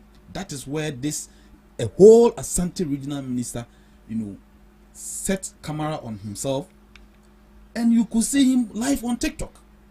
Whilst we have, you know, no, don't go there. That is a lie. Something that is a lie. Is so pathetic. He was not that Ghanaians don't are do that. crying. Don't after. do that. Now, what was he doing? What was he saying? Don't do that. He's just giving an announcement to his constituents, as he said. No. That look at me, I'm in the forest. That's a lie. Looking for people who have been My brother, bent. Was that the case? You see, that's I think the what case. he even saw us and It was just a picture. Yeah, it was even unaware. He was even unaware. Do you know that wherever that Dr. Amakunhine will go, he has his cameramen around him. Wherever Bawumia goes, he also has Swindon because of following the social media. When Amakunhine is roaming in the cocoa farms, bloggers and cameramen are all over. That is what you don't know. That is what the social media has, you know, a useful impact. And of one course. way or the other, if you are not careful the way you use the social media, you might not have the impact that you are looking for. But what is he doing what wrong? the Asante regional minister is doing, it doesn't have any impact on his constituents. But what is he doing? But what we know is what is he doing wrong with social media? The regional minister has now become a TikToker. That was he was He wants a TikToker. Even before if you second me, then I'll but don't you think that actually attracted the youth to him? We voted for you. Ghanaians voted for the regional minister for him to go to the office and work for the people. So is he not working? He's not working. Oh, you think he's not working? What has he done for the Asante region so far? Oh, all what we know is that he led the delegation to commission the three Agenda 11 project that we completed in the previous government. All what we know is what he has done. What about what he has done with the school kids? School kids at the interchange. Don't you think that is innovative as well? Where from the school children? Who groomed them? But who brought up the initiative? The initiative to do the drawings. I can say it was from the previous government, because this TVET and the technical aspect of our education, all these things were implemented by the previous government, being the NPP government. So the basis or the fundamental of those SHS that he used is from the previous government, not from their government. They don't have anything to offer Ghanaians. They should accept it. So you think credit should be given to you? Of course. It is through this TVET that we're able to identify potential talents in this country. Okay, even in my own constituency, we discover a 7-year-old kid who was able to manufacture excavator. Can you believe it? And it was in the previous government, and it was under the leadership of His Excellency John Dramani Mahama and His Excellency Nana Dankwa Akufo-Addo and Dr. Alhaji Mahmoud Bawumia, that we were able to identify a lot of talent, potential talent in our youth. That is what we want the NDC to know, that they should make a good use of this talent that we have been able to locate for this country. They shouldn't go the other way around, sit on TikTok and discuss their girlfriends and boyfriends issues on TikTok. We have been following them. So if they want to use the social media, they should use it rightly. And if they don't have any means by going there, they should sit back. Because the social media has a way of putting up negative effect on Ghanaians and positive effect as well. So my brother should advise his people, his appointees. The appointees are now telling us that Ghanaian youth should venture into cultivation of abidru. That is what we know. Okay, whilst cocoa farmers are crying, and he once mentioned something that the Ivorians are now smuggling their cocoa. You see, the NDC, we know them to be liars. We know them to be untruthful people. This Bono regional minister, do you know what he did? And you have heard it, and he's also voicing out on radio. What the regional minister did was that, because he found out that the core of Honorable MP, Honorable Frank Anodompre, at the cocoa growing areas is now, sending the NDC back to opposition.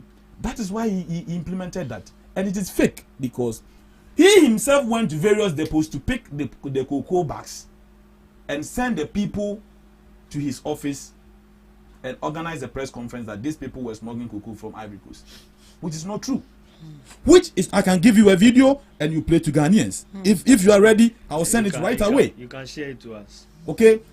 After I'll send it to you, then you are going to play it to Ghanaians for the entire country to know that even the Bono regional minister is not telling Ghanaians the truth.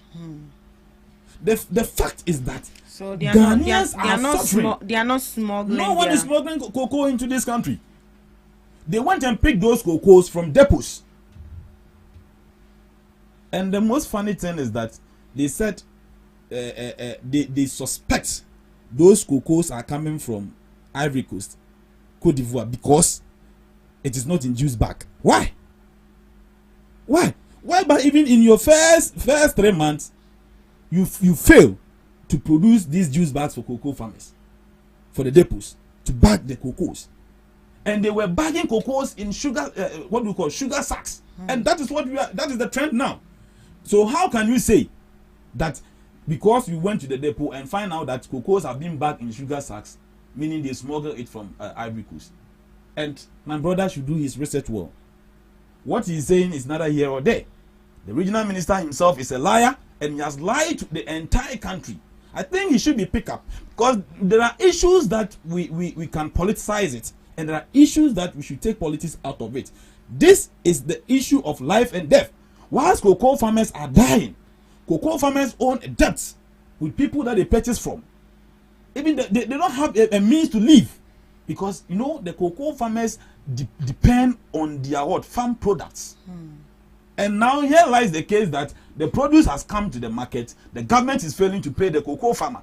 How is the cocoa farmer going to live? But one thing that I want every cocoa farmer in this country should witness or should know is that they shouldn't forget that in the previous government, Nana Dankwa, Dr. Alhaji Mahmoud Bawumia government, we were having a very nice policies for them. But even if they voted for us, by now, each and every one that being a son or a daughter of a cocoa farmer would have been in the university free. The entire country, not scholarship.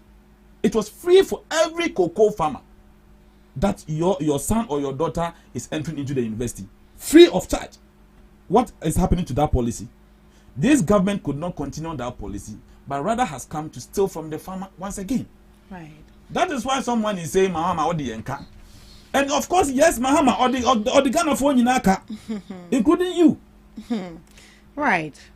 Mister, I'll give you 2 minutes to react. Then when you give me 2 minutes, you give me 3. No, please. Because I came and met you. That'll be all. You see, you are so open to make comparison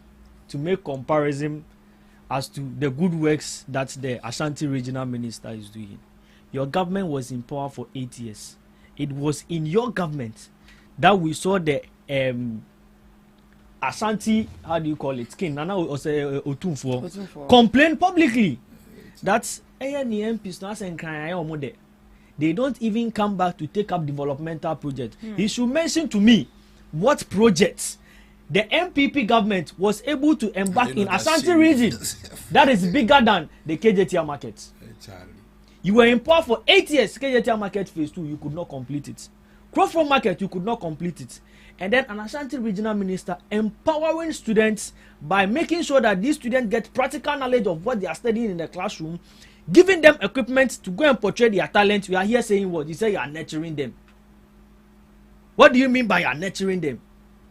Let's cut the minister some slack. You are saying they are on TikTok doing work. Are you forgetting your own members of parliament are on TikTok looking for girlfriends and girlfriends all over? Have you forgotten the, how do you call it? Have you forgotten the issue that came up? The TikTok lady that was all over. Is it not the same TikTok that Ekwasifa was looking for a wife and girlfriend?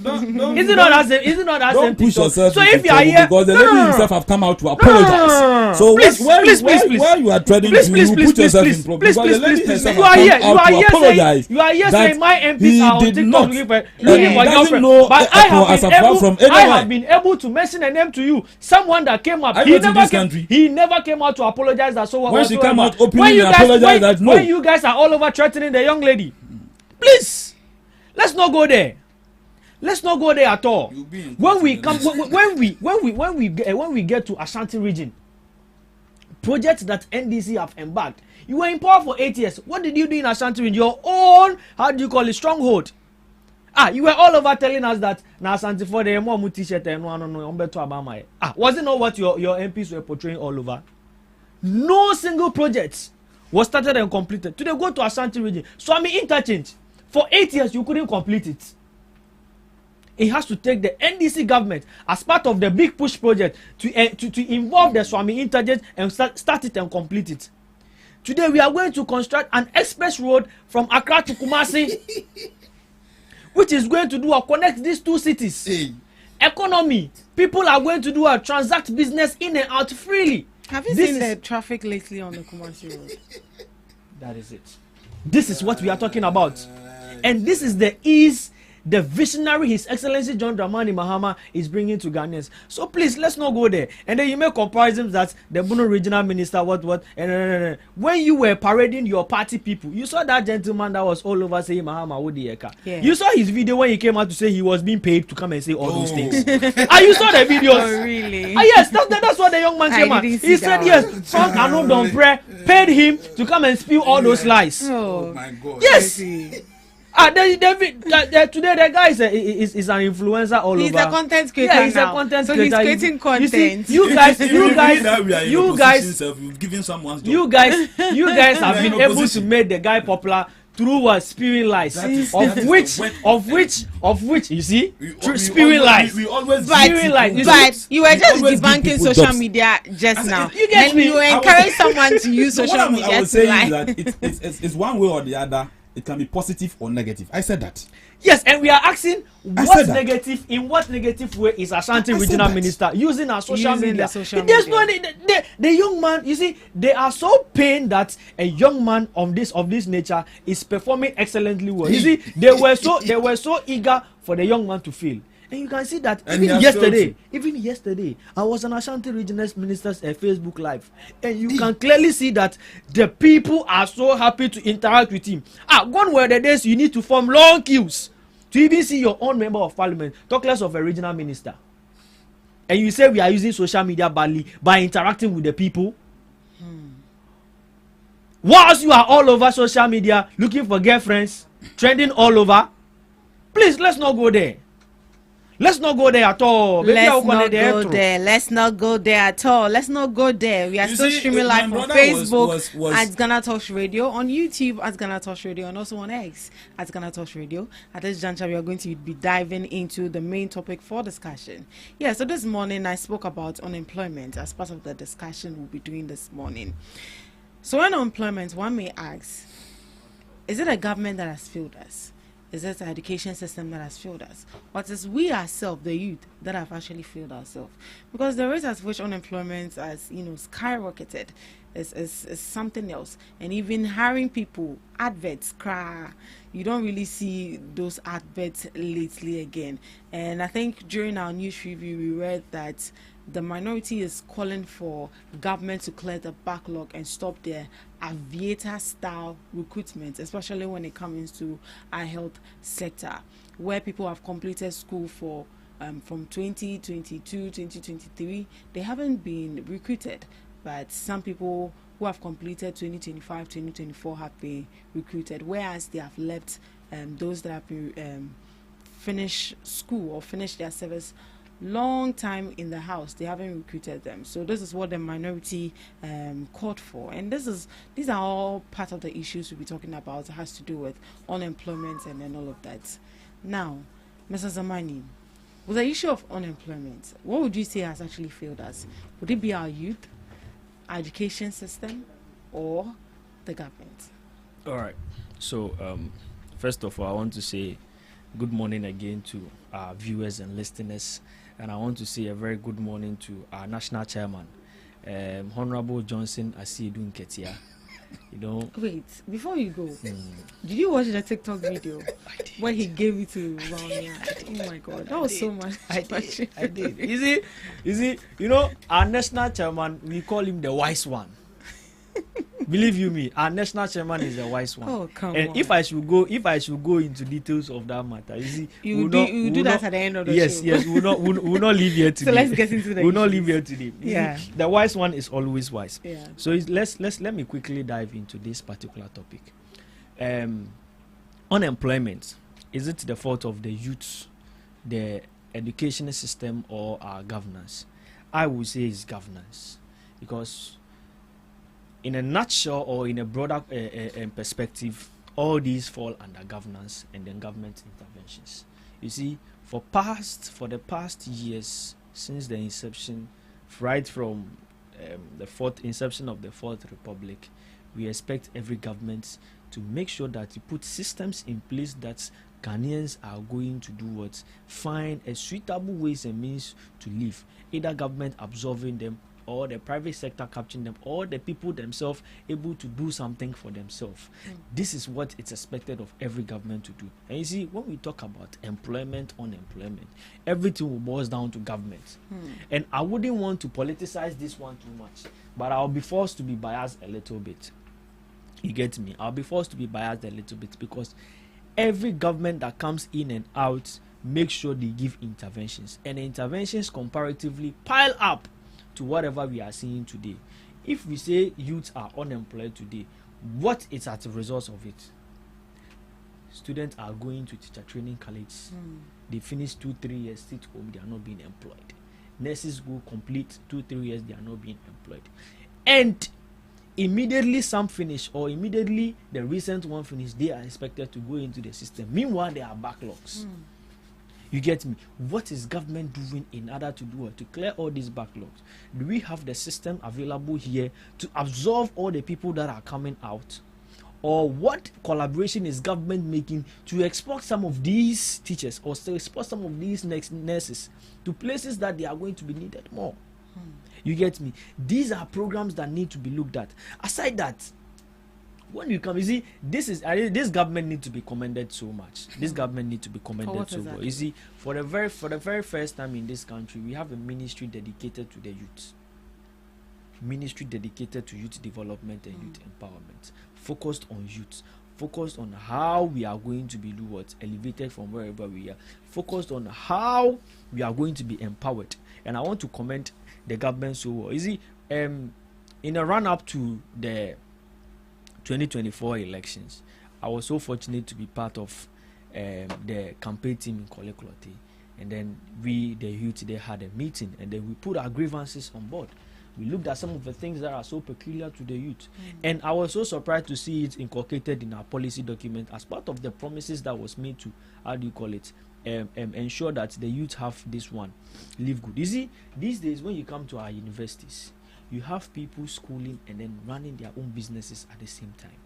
You have someone in school, the person is either selling sneakers, the person is either cooking and selling, the person is either shipping some goods from China and then selling it to friends and then colleagues around campus. These are businesses that need support. And this idea was sold to this government through the NEIP, National Entrepreneurship, with the CEO being Honorable Eric Eje. And over the weekend, we saw the program being launched. And this is going to look at empowering youth in the university. So before you even come out of the university, you are being empowered already. You are being given some support already. You are being given some finances already. So whatever business that you've started in the university market, of which your target is only the university market, right from you graduating out of it, you are now going to look at targeting a bigger market, of which the government is going to give you support. These are some of the programs that is going to look at alleviating unemployment, or alleviating this unemployment issue we are talking about. Today, the government is actually embarking on a 1 million coders program, of which we are training youth in every constituency in coding. The site is open. The Home Minister could not define coding. The site is open for everyone to apply. Most of their guys, the TESCON guys were all over us to share the link to them to also join and then learn. And this, I believe, is looking at curing the future on the app. But these days, we all know where the world is leading now. The world is leading to the digital space. And everyone needs to have some digital skills. Wow. And I want to advise my brother that he should also take the advantage of also doing embarking in this project and also learning something. And it is free of charge. It is free of charge. We have the Ajumara program ongoing. I'm not going to take party card. You get me? We have the Ajumara program ongoing. We are not like you people. You see, that is what they were doing. That is what they were doing in power. Before government initiative get to you, you need to show party identification. But that is not what NDC is doing. You see, that hadn't even come into the conversation. No, it is not like that. There is a link all over. You see, the process is so transparent and open. Right. There is nothing like backdoor something. Priority is being given to every Ghanaian. Right. You get me? You see, we go to the polls and then we vote. But after mandate is given, the government is no more an NDC government. You are government for the good people of Ghana. You serve the whole country. You are serving the whole country. Your service is to the people. Your service is not to your party colors. And that is why you see that when recruitment is going on, party people come out to complain. And then the minister will tell you that our mandate is to the Ghanaians. You get me? Yeah. This is the difference between NPP and NDC. My sister, a Jumara program is ongoing. And then when we come to the YE, you can clearly see the impact of YE head by Malik Basintali. You can clearly see the impact of the young man in these few years that he has been in his office. Let's look at police support, the number of recruitment that has been made, fire support, the number of recruitment that have been made. You get me? All this is looking at toning down on the unemployment rate that we are seeing in the country. So you see, unemployment is something that is going to hit us hard. At a point in time, we told them that it is a national security problem. Those were some of the reasons why your government was thrown out of power. And for that matter, if we get the opportunity to speak on this matter, I would not want us to politicize it, but rather what collectively give out ideas on how we are going to tackle this. Because today, see, everyone is struggling to get a skill. Everyone is struggling to get at least a degree. People are even getting masters. These days, degree is not even valued like that. People are getting 2 masters and 3 masters. Gone were the days when we saw that if you are not up to 50, 60 years, you don't do PhD. The young guys, 20 years, 23, 30, they are getting their PhDs. And all these people, when they finish, they become a burden to the country. How do we look at, how are we looking at getting all these people job and getting them useful? You get me? And for that matter, I want to commend this government so much. You see, the youth constitute a larger number of this country's population. And getting a ministry focusing on the development of the youth is the right direction to go. But the government should look at what? Ways and means to sustain the system. You get me? Yeah. Sustain the system, and let's not political youth unemployment so much. Because see, the future of this country resides on the youth. Before they say we were tomorrow's leaders, but these days they are telling us that there is nothing like tomorrow. It is today. We are the leaders of today. The country is being built by the youth. Today, let's look at some of the greatest intervention. When we call them, even these ministers that have been appointed, the young ones are being applauded all over. Look at the Ashanti regional minister doing marvelously well. Look at the CEOs. Go to DVLA. The CEO there is being applauded. Now let's come to National Petroleum, Eduji Tamaklo, performing marvelously well in the midst of crisis. Performing marvelously well. Now let's come to Gold Board. What the young Sami Jamfi is doing there, and it is so fantastic. This is what these people, when they see and they would want to politicize everything, because they are in a party where when government is changed or when their government is in power, they go and take people say, hey, when any man they were brutal, kofana ba manabe yesi. In the say boga, we know what's and they are anymore. You saw their how do you call it? Their MPs and then their appointees all over. You need to see the how do you call it? This MP, oh God, remind me his name. What's the name? This man that crack jokes a lot. No, he cracks jokes a lot. Is he an NPP? Yeah, NPP MP was recently booted out. With not sticker, he was recently booted out of parliament. What's his name? The one with the Ahmadiyya man. That is how lies will end. Oh, the Ahmadiyya man, what's his name? Don't worry, I remember his name. The man that actually said that the youths cannot do anything in this country and we cannot hand power over there. What's his name? Remind me his name. I know you remember, but he doesn't want to mention the name. He doesn't want to mention the name. But you see, going forward, these are some of the interventions that this particular government is actually taking in order to curtail the youth unemployment. Let's not politicize this matter. For 10 minutes. Let's not politicize. Let's not politicize this matter. We are not. I would not advise you politicize this matter. Let's look at it holistically. You get, because you are a youth, I am a youth. At the end of the day, whatever decision is going to take, is going to affect you and I. You get me? So I would want to end here, and then before he will say I've spoken for 30 minutes. All right. Well, and thank you for the opportunity, and very big thank you to your viewers and your listeners once again. You see, when you are being led by lies, you'll be stuck in the middle of your conversation or whatever that you are doing. My brother was mentioning a lot. The question that was posed to him is about unemployment issues in this country. Is it the government which is failing us or our youth or education? Yes, or our education system? And upon all what he said, he could not even answer your question. The question that had been laid, he couldn't answer. The answers are very, brief. He said, is it government, the education system, or the youth themselves? And I was expecting him to go straight to the point and tell Ghanaians, yes, of course, this current government has failed the entire country, the youth. Why am I saying this? because he's part of the government, he cannot come out boldly and say that his government has failed the youth. But I, from the opposition view, I can boldly say the government has failed the youth totally, because you promised the youth 24-hour economy, the 133 job shifts.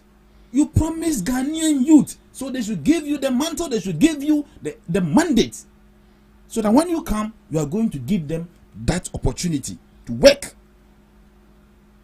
And yes, Ghanaians listening to you. What have they done? Have they been able to implement the 133 shift campaign promise they told Ghanaians? A big no to that. They haven't been able to implement it.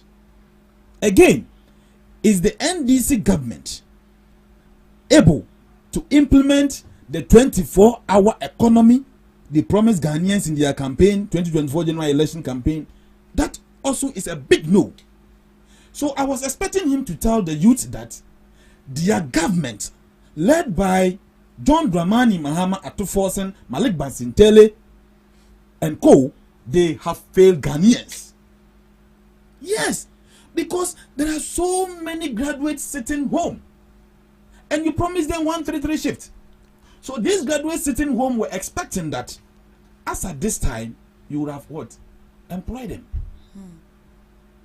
Those that they were already given the employment, you failed to pay them. You failed to pay teachers. You failed to pay nurses. You failed to even pay doctors. You failed even to make sure that drivers who carry people day in and day out to their various works and other stuff, bring them back home. You failed to honor the promise that you gave them. The promise he gave drivers is that he's not going to implement even a single tax. But what is happening? You have implemented tax 6 on petroleum, and drivers are finding it difficult even to purchase fuel. But so far, since this administration came in, apart from the D-levy tax that they implemented, what other tax did they implement on the? I'm so happy you said apart from. Yeah. And the D-levy is also part of the taxes. So they have implemented a tax, and they told us that they are not going to base on taxes to rule this country. So that is the only tax they've implemented. It is not only. I'll dive into it. But the most common one that each and everyone know is the D-levy. The 1 cedi levy that they cannot even account for. In these critical times, that we were expecting the Edoji Tamakru that he said to come out and account for the D-levy 1 Ghana cedi per liter that they are taking out of these people. They are taking it from drivers. And yes, I am paying. You are also paying. One thing that Ghanaians don't know, or have not become aware, any taxes that are being imposed on goods and services, the ordinary people pay for it. Okay? Not the ministers, but the ordinary vulnerable people who pay for it. As at this time, when you are taking your 2-year kid to school, he's paying the D-levy. How is this possible? And that's what I was expecting him to say. Say, yes, his government has failed the youth. And yes, of course, the government has what? Failed the youth. Okay? There is something that we all need to look at here. That I don't know if Ghanaians have become aware of these things that is happening.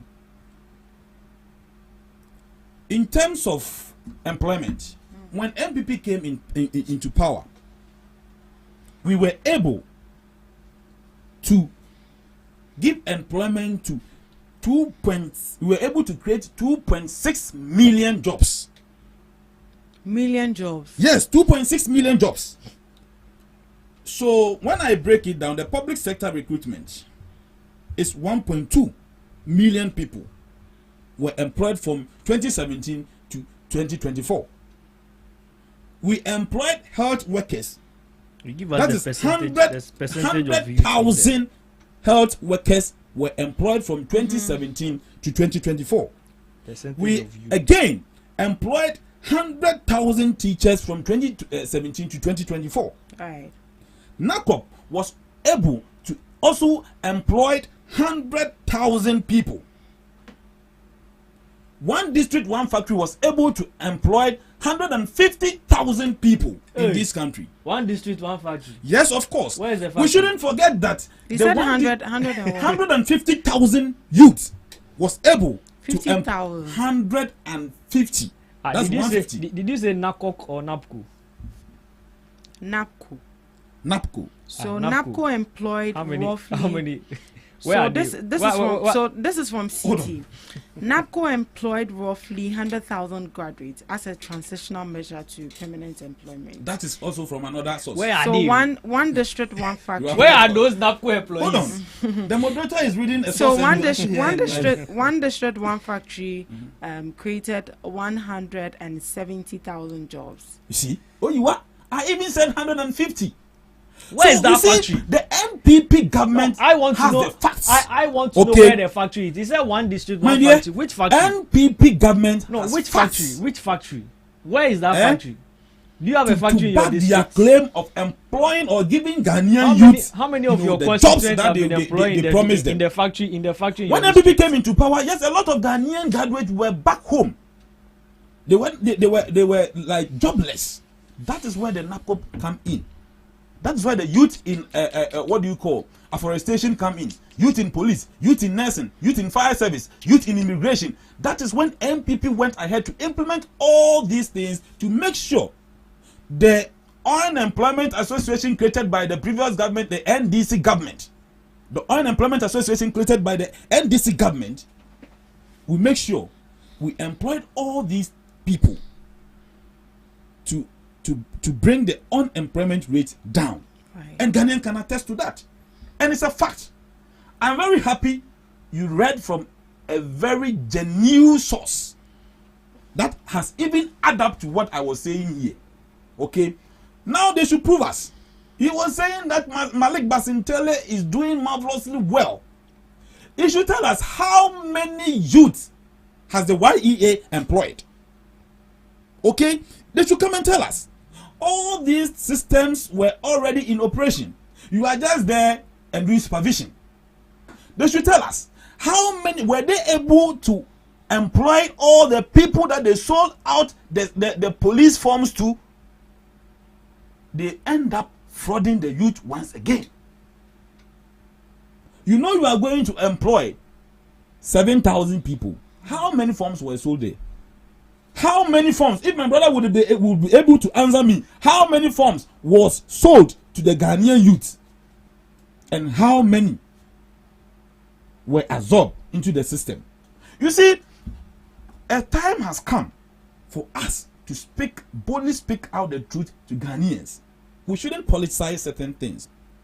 And again, when you go to the education system that we want to attribute, or we are asking that is it the education system that is failing the country in an employment form or other, or our education system is not preparing us for the job market? Well, that is also a great question.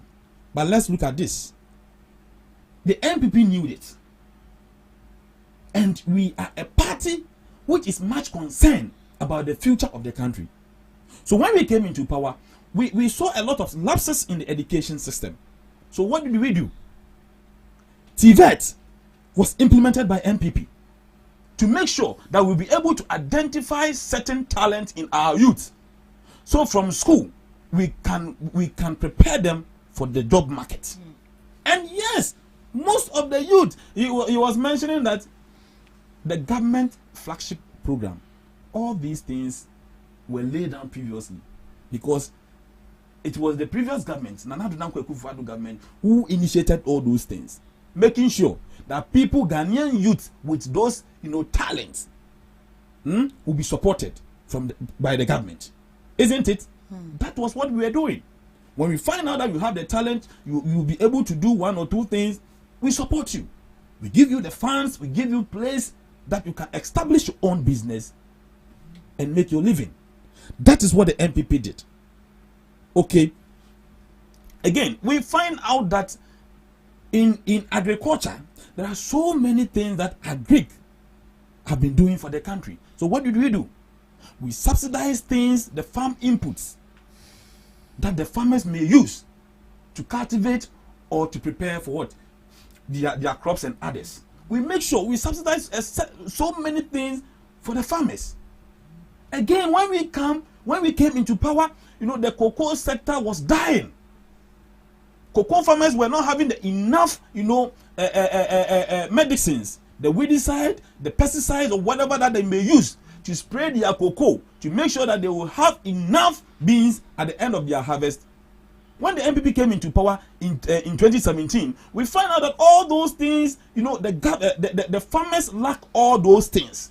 So what we did was that we make sure we implement the mass cocoa spraying, and it was for free. So that the cocoa farmer will be able to have enough beans to sell. You have 2 minutes. Wow. You see, so when you talk of a government who always think about the youth and who always think about the future of this country, it is the MPP. And the NDC cannot boldly pinpoint and say yes, they have good policies for this country. No. When they came into power, what have they done to the TVET? All what they know is that to rebrand, to change names and make it their own. And that's what we are seeing. Now, power sector. I was even thinking, say, the TikTok video that you were asking him was about how Esiedun Ketia openly told the government, their own government, that it is their failure to implement certain things that is leading us back again into doing so. And Esiedun Ketia has said it. And I was thinking, say, John Dramani Mahama and Raymond Acha will send national security to pick Esiedun Ketia because he has come out to speak the truth. For saying, say, yes. For He didn't insult anybody. It's not, no, by insult. He didn't insult anybody. Akufo-Addo received a lot of insult more than this government. But you are saying that they should have picked Esiedun. He didn't see anything. What the wrong. government is doing is that what John Dramani Mahama government is doing that when he find out that you are speaking out the truth, they will come for you. Are you sure? That's what I'm saying. Yes. Or if you are misinforming it is not about misinforming. My dear, he has misinformed a lot. All what he said here was what? Was lies. Are you sure? Yes. Okay, so I was thinking, say, even they will call Esiedun Ketia to the disciplinary committee and warn him. As that woman from where?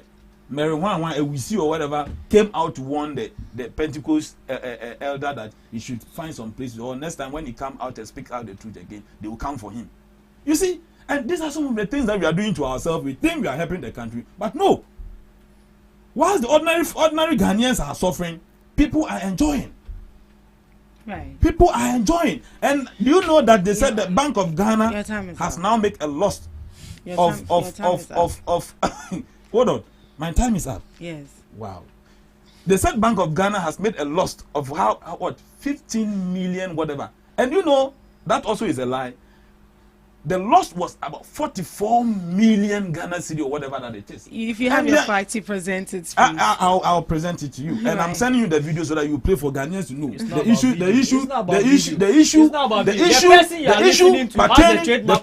issue pertaining the person you are referring to. Okay, the person you are referring to in this statement is known for telling lies. My time is your up. time is up. You've been told your time is up. You've been told your time is up. Are you giving way for lies again? The person you are referring to, you are referring to Kojo Oponkrumah. Kojo Oponkrumah we know has a trademark of lies. No. You see, so you get me. We are not going to listen to what you are saying. And you know what they said. You know what they said. You've had your time. Let me have my own. You've had your time. Let me have my own. You see, for the past 10 minutes. I told you your time for the was past 10 minutes. For the past 10 minutes. You've sat here and what you've done is to build castles in the skies. It's just unfair. To do what? To whitewash the woes your government took us through. See, you made mention of one district, one factory. Mm-hmm. You made mention of another program, which is the NAPCO. The NAPCO. That all these gave employment. Today, I want to ask you, What was the state of NAPCO before you left power? Government, not ask me. I'm not asking. What was the state of NAPCO before you left power? That what is the state of NAPCO now? You left power. Ask your government. You killed NAPCO before you left power. It is your government that is in power. You could not able to even pay NAPCO. You were giving them a stipend, an allowance of 700 cedis every month. You could not pay them for several months before you left power. NAPCO died before you left power. See, you are talking about what? One district, one factory. Ask your government. You are from Insawam Adrojiri. Ask your government. Mention the factory in your district for me. Oh. What factory do you have in your district that gave the youth in your district employment? Ghana is not just about Insawam. Let's not. You said one district. Yes, Insawam is don't you have a district there? It's not a district. You get me? You don't have a district there. So you are here building castles in the sky. Today, I am telling you that this government is taking serious intervention to ensure that youth unemployment is curtailed. Let me mention to you. Now, when you come to YEA, with the aid of Malik Basintale and our able president, and our able president, His Excellency John Dramani Mahama, under the YEA program, over 86,000 what youth have been given how do you call it, employment opportunity. How many? A Jumara program has looked at train over 11,000 Ghanaians. Now let's come to what security service sector. That is this, how do you call it? Youth that are supporting, the security service. That's the police, the fire service, and then the prisons. We've employed over 6,000. Now, you see, let's come to the National Apprenticeship Program. Let's come to National Apprenticeship. Let's come to National Apprenticeship Program. National Apprenticeship Program. Please let me National. listen to him. Okay. You see, it is not about trying to interrupt and interject. I have asked you direct questions. Stuff that you've said here, lies that you've spilled here. I've asked you direct questions, and you've not been able to answer it. You've not been able to answer it. You get me? So now I am telling you the serious intervention that my government have taken to ensure that youth unemployment is curtailed. Do you have your share? Tell us. Do you have your share? Do you have your share? Tell us. You see, you are so eager to ask questions, but when I ask you one, you don't answer. No, answer mine. You are so eager to ask the question. When I ask you one, you don't answer. See, there is no constituency in Ghana. There is no constituency in Ghana that you will go that you will not see these youth supporting the works of police that we call the community police. Is it your intervention? There is nowhere in Ghana that you go that you not see what youth supporting the works of fire service. Is there intervention? There is no place in Ghana, even in Sawam, when you go there, we have some youth supporting the works of the prison service. You made I have asked you direct questions. You said one district, one factory. You see, Baomia. You see, Baomia. We all know. Baomia, we all know. Where even when you Google have certified Baomia as the best or the one that can beautifully lie that you can even do what clap for him. We were here when he told us that Palugu Dam is the greatest, how do you call it, project that will be done in the northern sector. Let's go there. If you are going to see, what is Google also saying about John Dramani Mahama? If you are going to see that government project, official one. We were here when you people told us that National Cathedral is going to be built without what one city taken out of the national coffers. We were here when you told us that. Even you made Ghanaians contribute to the building of the National Cathedral. What did we see at the end of the day? What did we see at the end of the day? You gave out quotes. People contributed. Churches contributed. Individuals contributed. What did we see happen? What did we see happen? Nothing. You dig a pit and you leave it there. Today we are looking for the person that issued money to this particular thing to be built. We are looking for the person and he's nowhere to be found. Is he a ghost? These are the people that you people need to be calling. Come back to the country and come and account for their woes. These are the people. Politicians. Right. Mr. Zamani, would you say that the education system is preparing us for the job market?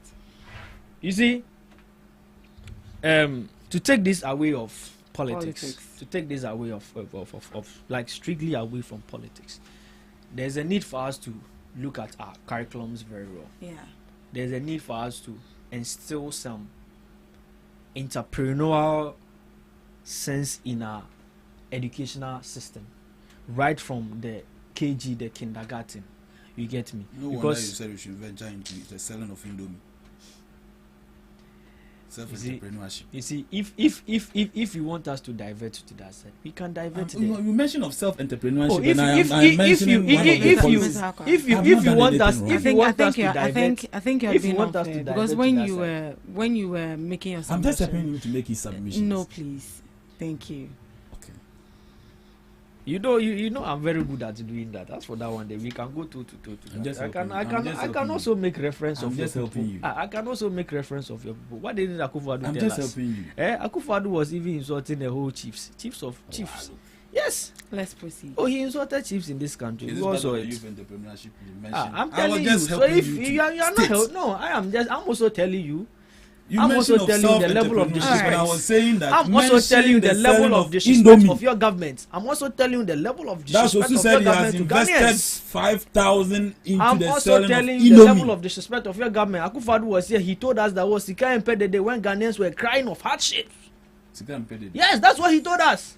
When Ghanaians were looking at Akufo-Addo giving us solid intervention to alleviate Ghanaians of poverty, he came to tell us when Ghanaians were suffering, what did Mahama say? Doesn't mean That is what he told us. Let's go to the. So please, let's talk. When we are talking on the topic, let's talk on the topic. If it's about cooperative, so you mentioned of self-entrepreneurship, and I was saying that be specific. And that is why Ghanaians voted massively against you. Even your MP today, you clearly know that his seats, he did not win it genuinely.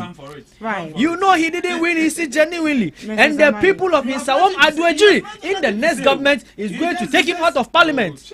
I'm telling you, you know you didn't win your seat genuinely. The other time, you know. But you know you have become the chair of African Parliament. Right, his microphone is off. Nobody's listening. Someone who could not win his seat genuinely is now the chair. I'm told your microphone is off, so let me speak. If I follow you, we will not speak to the topic. When you mention self-entrepreneurship, try and figure the selling of Indomie that your government is championing. Just say that. Mr. Akwa. So we can move on. Please, I beg you. Now. Right, thank you. It's not easy. It's not easy. But you see these people. I believe you me. Opposition no. Ejumana head in wrong. Ejumana away no. Ejumana away no head in wrong. But you see, when we are making reference to our educational system, there's the need for us to twist our curriculum a bit. The theory has been too much. Believe you me. This is me being sincere. The theory has been too much.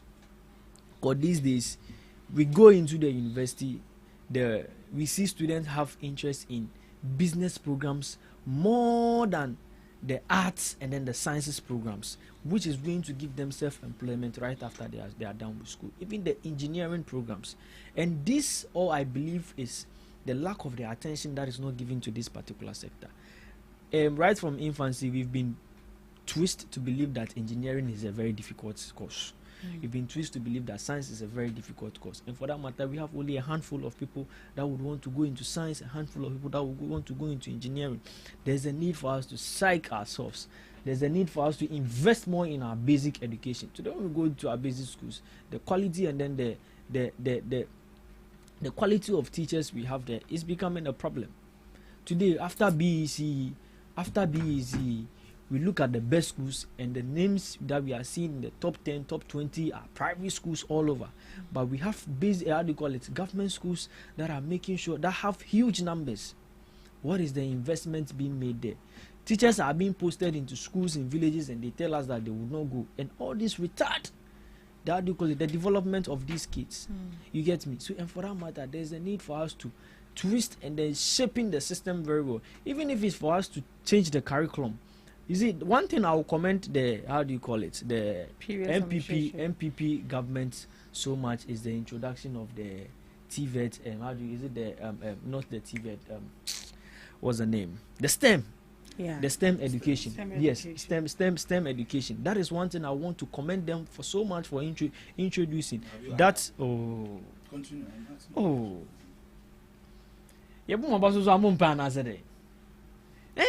We are commending you too. You are saying have we add up? If it is not a good thing, would we commend you? Don't mind Mr. Akwa. Today you are becoming unbecoming.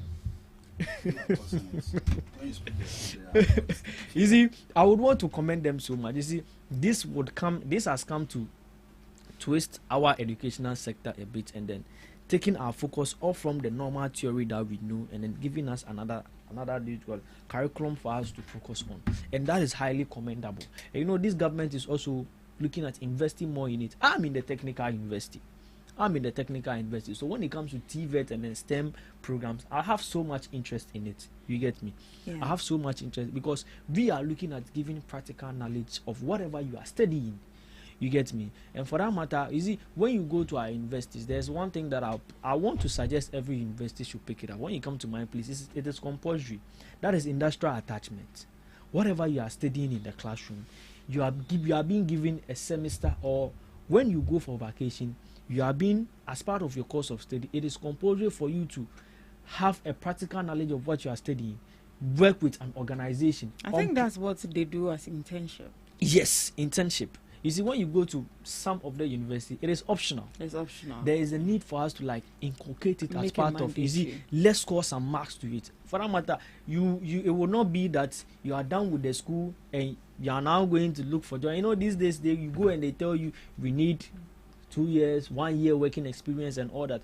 But whilst you are in school and you are getting on-field knowledge of what you are studying, it changes your perspective. It changes the way you see things. Because see, if you should get to do your attachment in a government sector and you go there, you see the number of people there, the place fully choked, you will get a change of mind that, oh, whatever I'm studying, I need to be serious and look at ways and means that I can study that to be like, even after I'm done, I wouldn't be a burden on the government. You get me? Let's not look at burdening the government, because we all know, I know that the government sector you cannot tell me you don't know. You all know that the public sector cannot recruit all of us. The population coming out of the university, it cannot. But there's the need for us to do what? Empower the private sector and also empower ourselves too. You get me? So whilst we are looking at twisting the curriculum, we twist it in a way that is going to change the mindset of the people. That is where China is. That is how China is growing. That is how US is going. When you get the private sector is the backbone of their economy. You could clearly see that the private sector is being empowered. People are being given loans on lower interest rates. When we get there, we'll talk about that one too. You get me? When we get there, we'll talk about that one too. Well, someone has absconded people's loan. Oh my God. America. Oh my God. I don't know this guy today. You guys need to check him. I don't know where he came. Where he came from. Loans. Yeah. You see, these are interventions. These are ways I believe the government can help. Whilst we are looking at changing the curriculum a bit, then we look at whilst they are migrating out, how we are going to do what? Help them to also. That is why I want to commend the CEO of NEIP for introducing the SEED program that is looking at empowering students to know, be entrepreneurial minded and then own their own businesses. This is something that is commendable to this particular government, and I want to say, and I want to give the government thumbs up for that. Yes. Right, Mr. Akwa. What would you say to the youth as well? Would you say that in a way we also cause the cause of unemployment? Because some people just want I don't know, they have too much expectation that if they don't get it, they sit in their house. It is not the people.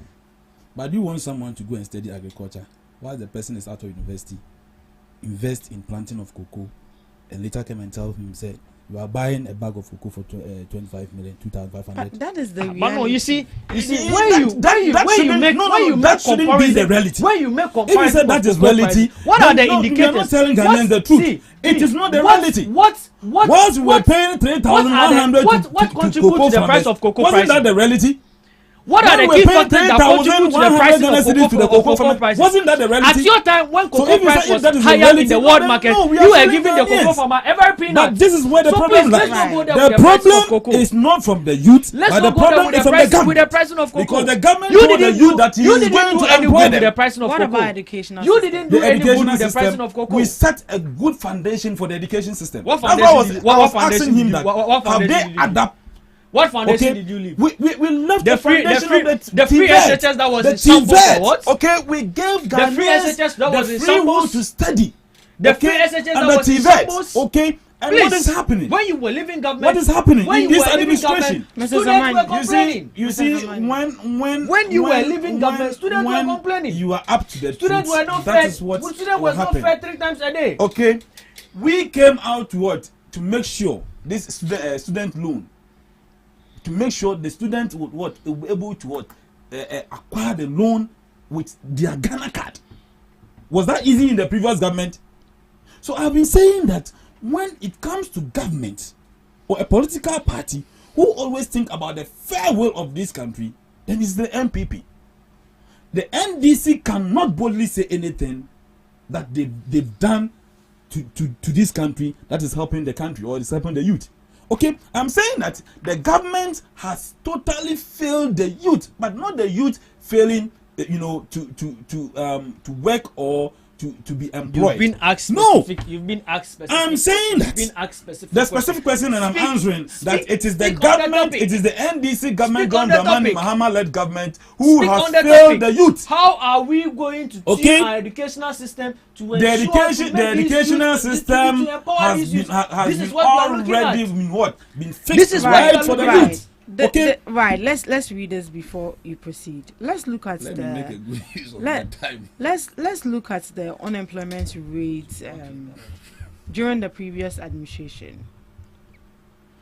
So in 2024, Ghana's average annual unemployment rate was 13.6%, according to the Ghana Statistical Service, and this represented a 1% decline from the 14.6% recorded in 2023. Now let's look at the unemployment rate as it stands now. So the unemployment rate as it stands now is 13.0%, while the general rate has remained relatively stable. Recent reports from May 2026 highlight a deepening crisis for young people. So the national rate 13.0%, reflecting a slight decrease from the 14.6% since early 2023. Now, youth unemployment recently sounded an alarm that youth unemployment has reached 34% as of May 2026, and approximately 80% of the currently employed population works in the informal sector, often lacking job security. And the working population in Ghana, we have Ghana's workforce has surpassed 50 million people, but the economy continues to struggle to create enough decent jobs for 500,000 new entrants joining every year. So that should tell us that there's been a slight decrease as towards the NPP left, the rate at which the unemployment rate the NPP left.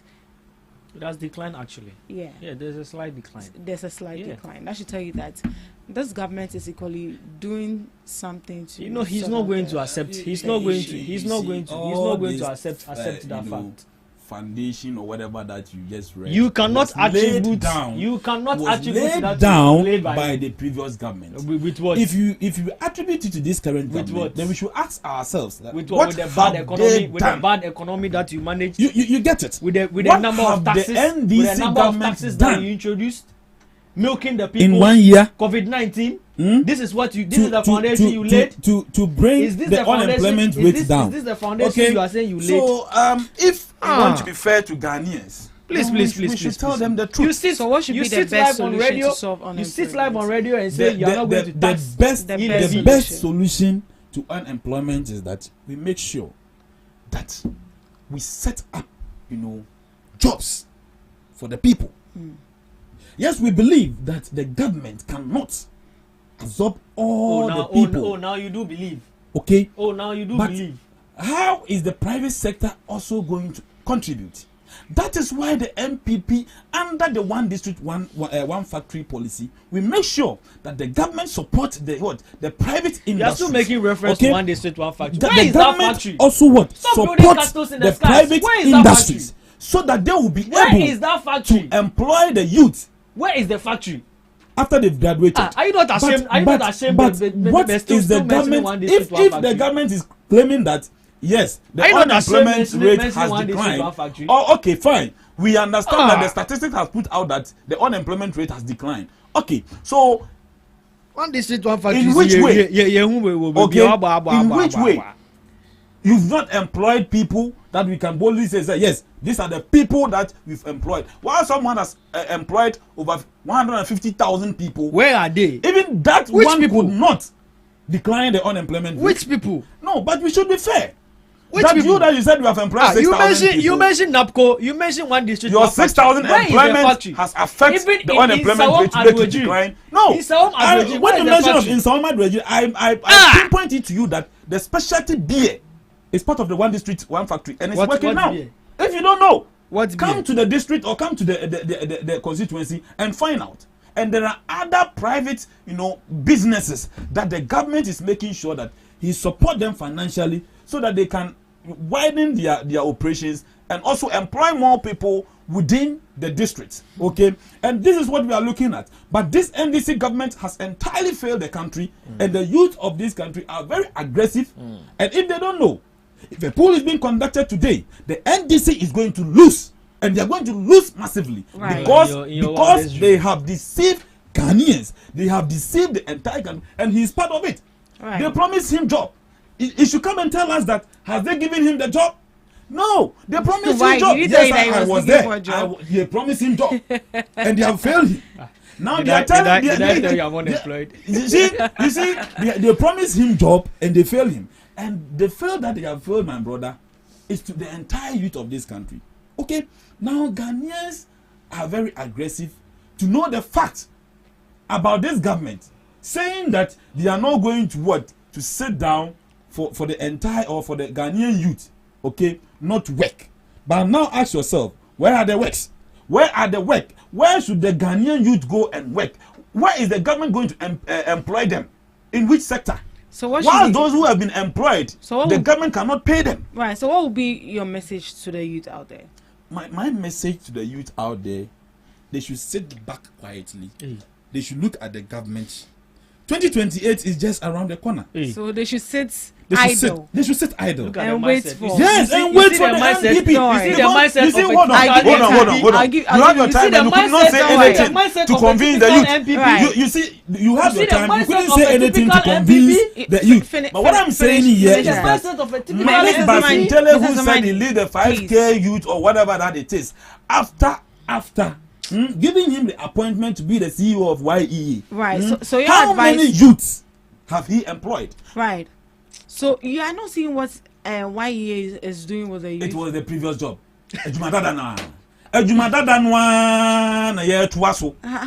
How sure are you that it's Ejumadadana? Oh, but YEA, the policies under YEA was previously done. Youth in afforestation, youth in police, youth in immigration, youth in whatever. It was the previous policies. Right. That they cannot boldly say that it is the NDC who implements all those policies. So your final word to the youth? So my final words to the youth is that they should sit down. They shouldn't engage in any violence. They shouldn't engage in galamsey, because we know that the galamsey has now become a national security threat to this country. And yet the president himself has said it clearly on camera that he believes that it is his own people who are now into galamsey. But I am not going to advise.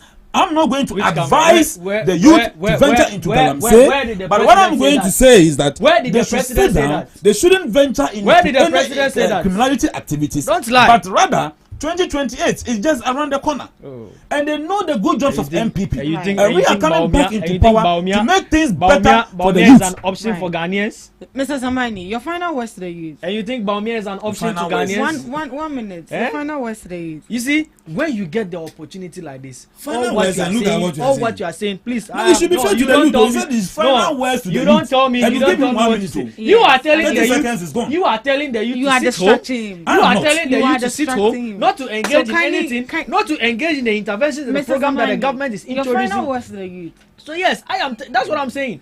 He should not see whatever he's saying that they used to sit quietly and see. I am telling them. Baumia is not an option. No, Baumia is not an option. Engage in violence. Baumia is not an option. This is a government. This is a government. This is a government that looked the youth into their eyes and insulted them. This is a government that looked into the eyes of the youth and told them that Omu pay Ejuma. This is a government that looked into the eyes of the youth. This is a government that was milking them and taxing them from and they could not account 10 pesos from that.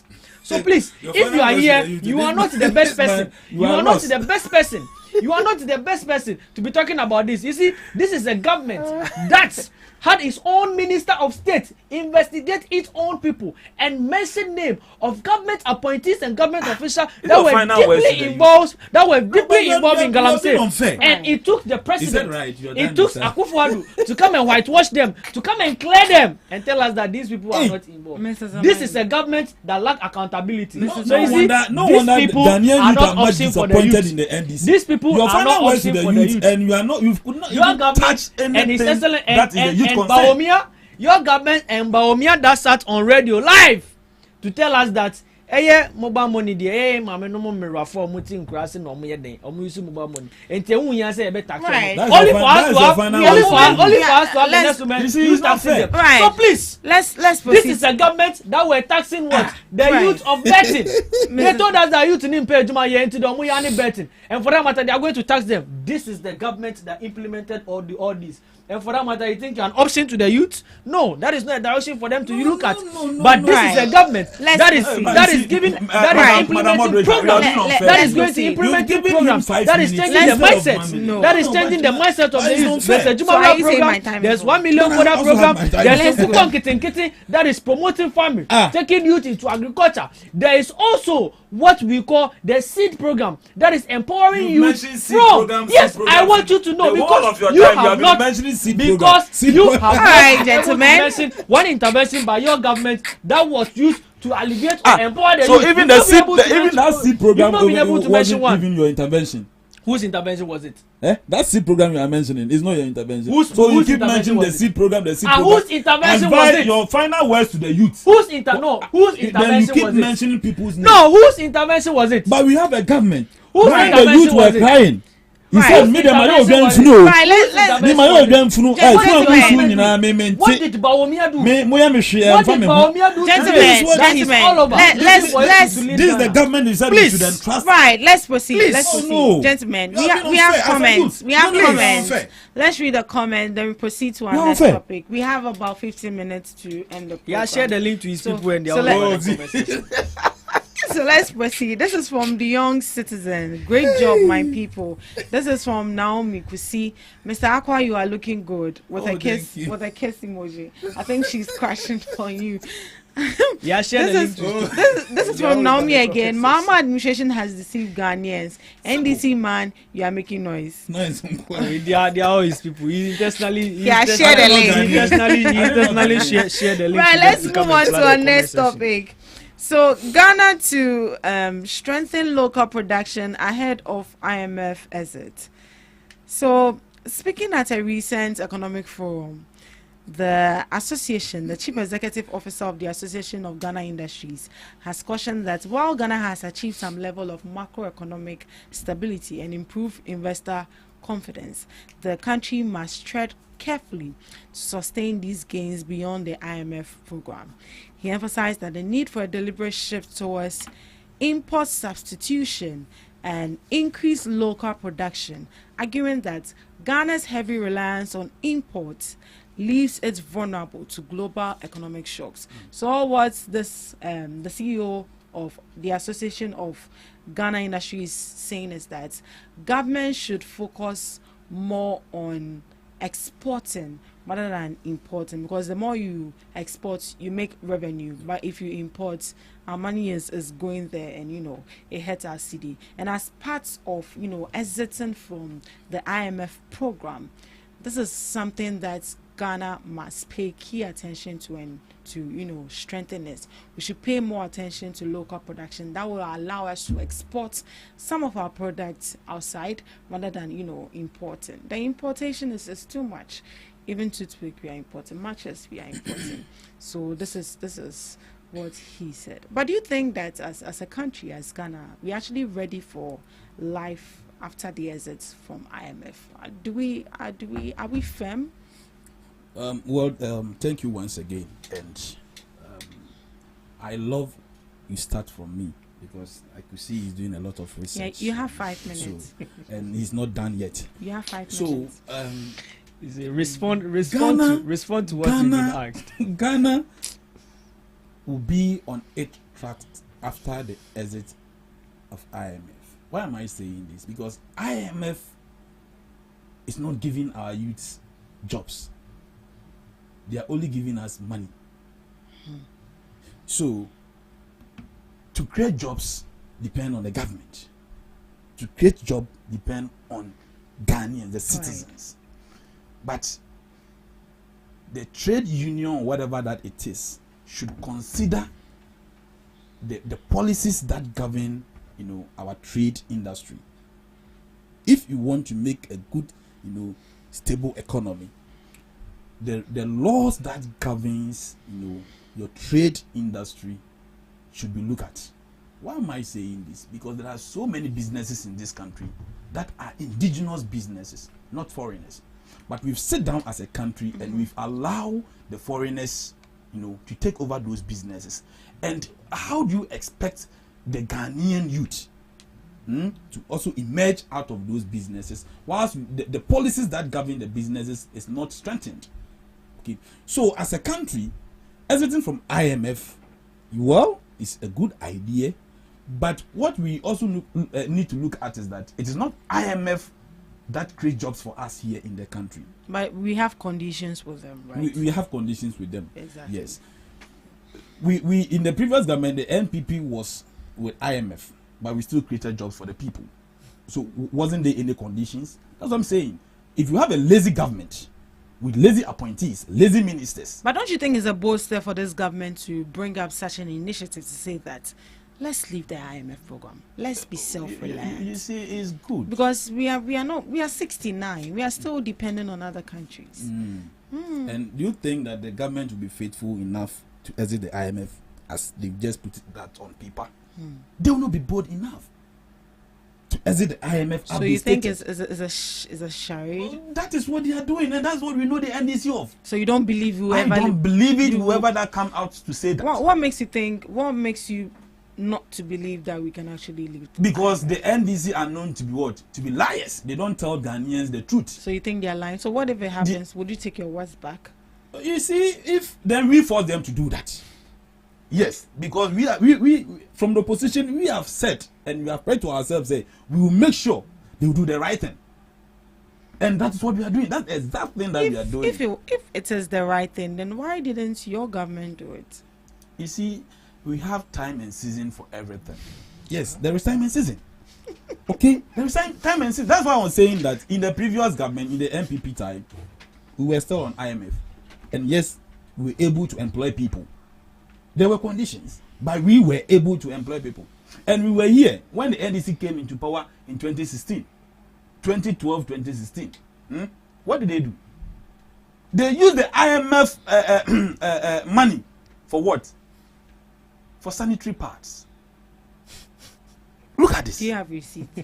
Who has it? I'm not the minister. But you are the one saying it. Yes, so that means that you can actually prove it. I am proving it because it happened. It is something that happened. And I'm asking if you have receipts. I cannot have the receipt here because I am not the minister. So how did you know it was IMF money they used to purchase? Oh, they said it, and it was in the papers. Who said it? It was part of the conditions. Who said that it? IMF said. No, who the said money it? that we are giving to you, Mr. Aqua, you who cannot. Said it? Who said they use IMF money? The to minister purchase? by then. So what I'm trying to who was the minister by what then? I'm trying to say is that what I'm trying to say is that you see, we know the NDC.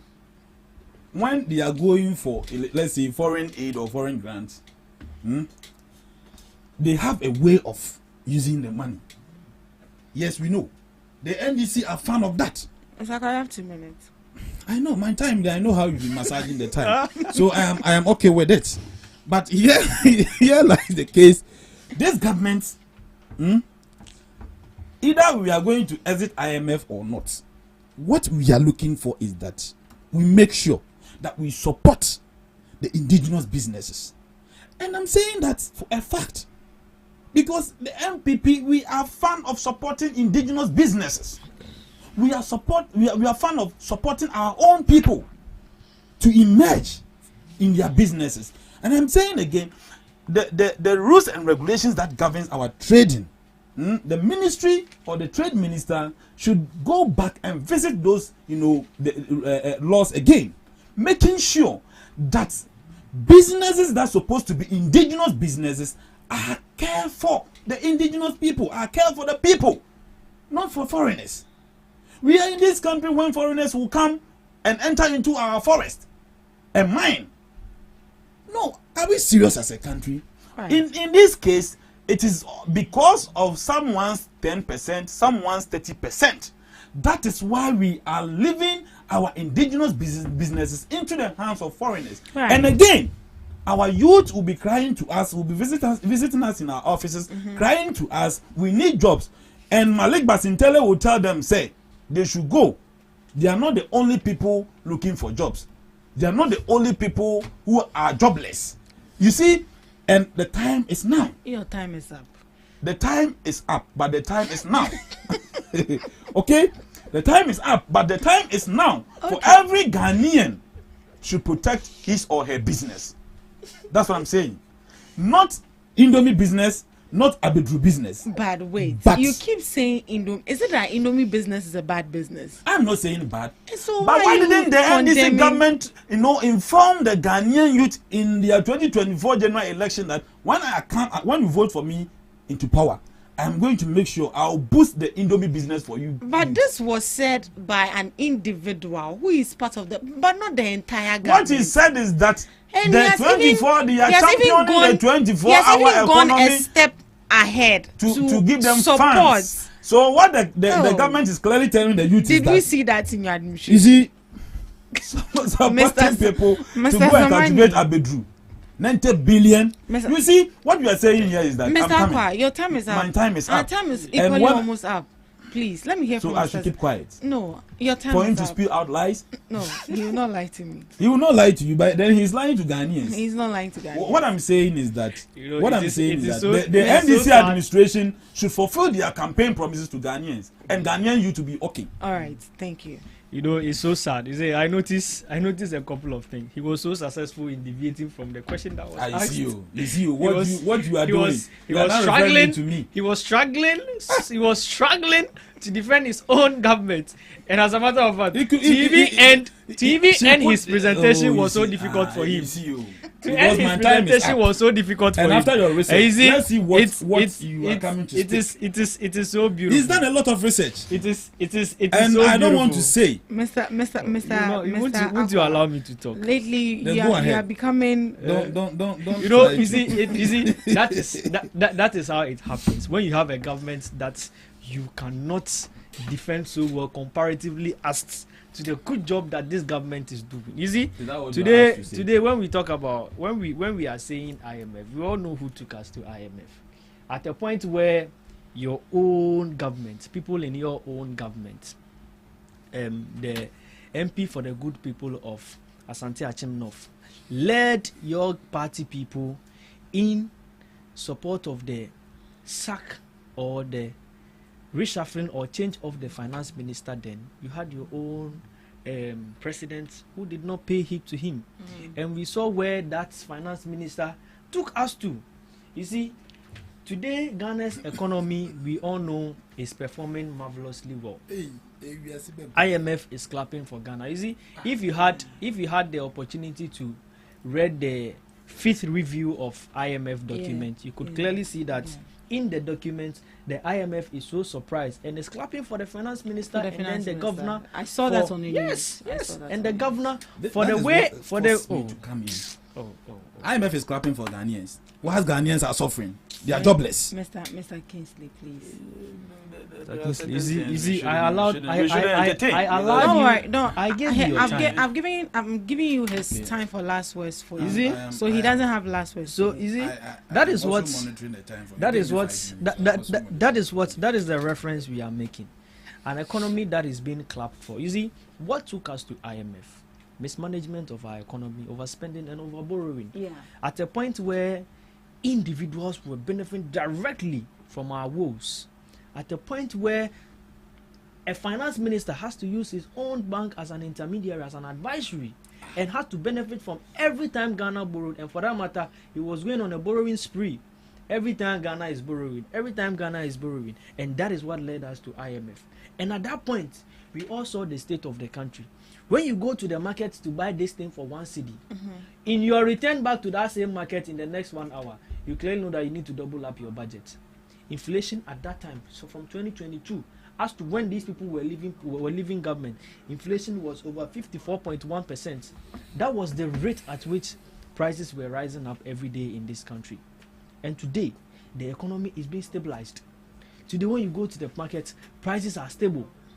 Food prices are very stable. Today, inflation rate is at 3.2%, and you say with this does not how do you call it, deserve some accolades.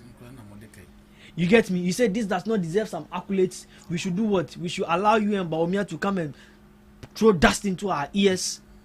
When we were advising you people that sorry. That's what lies can sorry. Do. Sorry.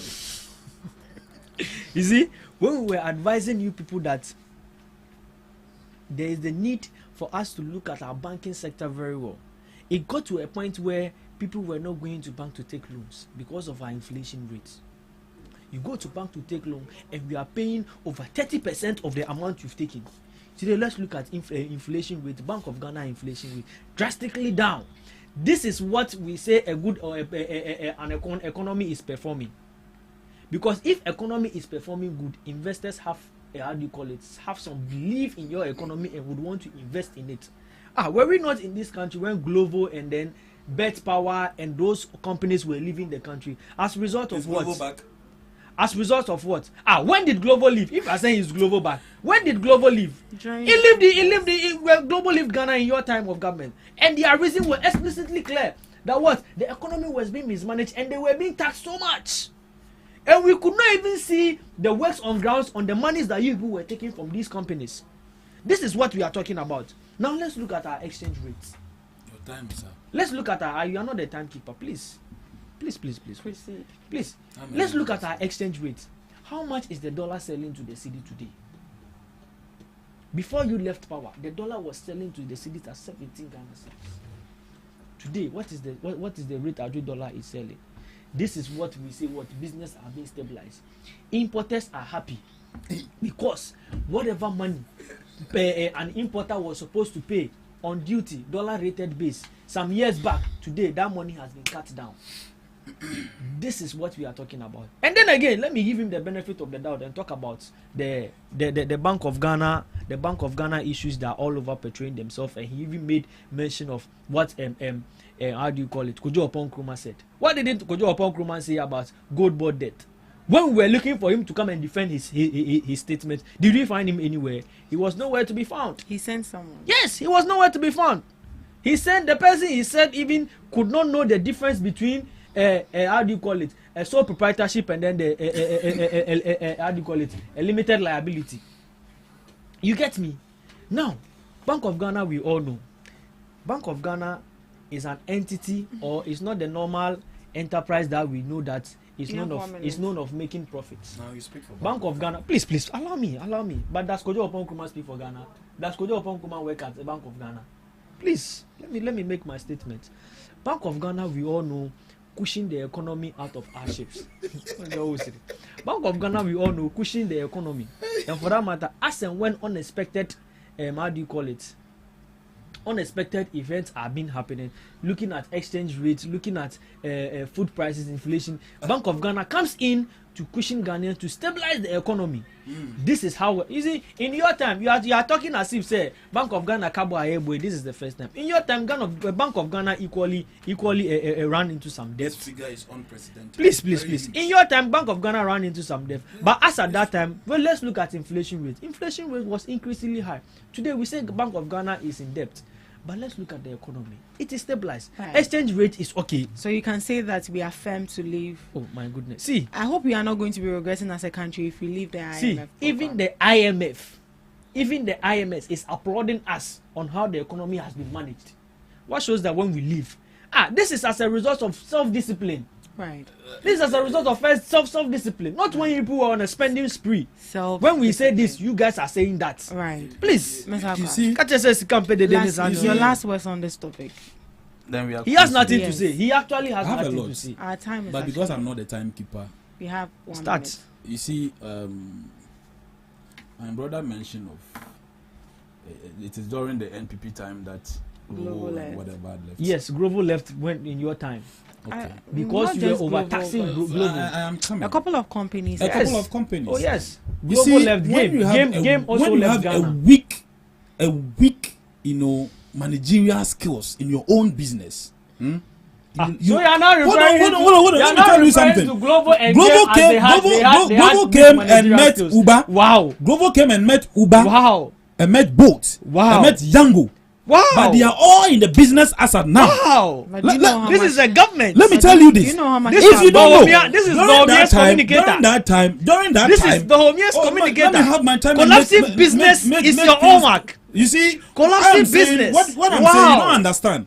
Global left the shores of this country because they have weak business managerial skills. And that is all. I am saying that for a fact. Because I'm saying that because you see, why is it that this were the same people that don't you allow me to make my point? I'm saying this because I am saying no, hold on. This were the same I am saying this because that Global came and met Uber.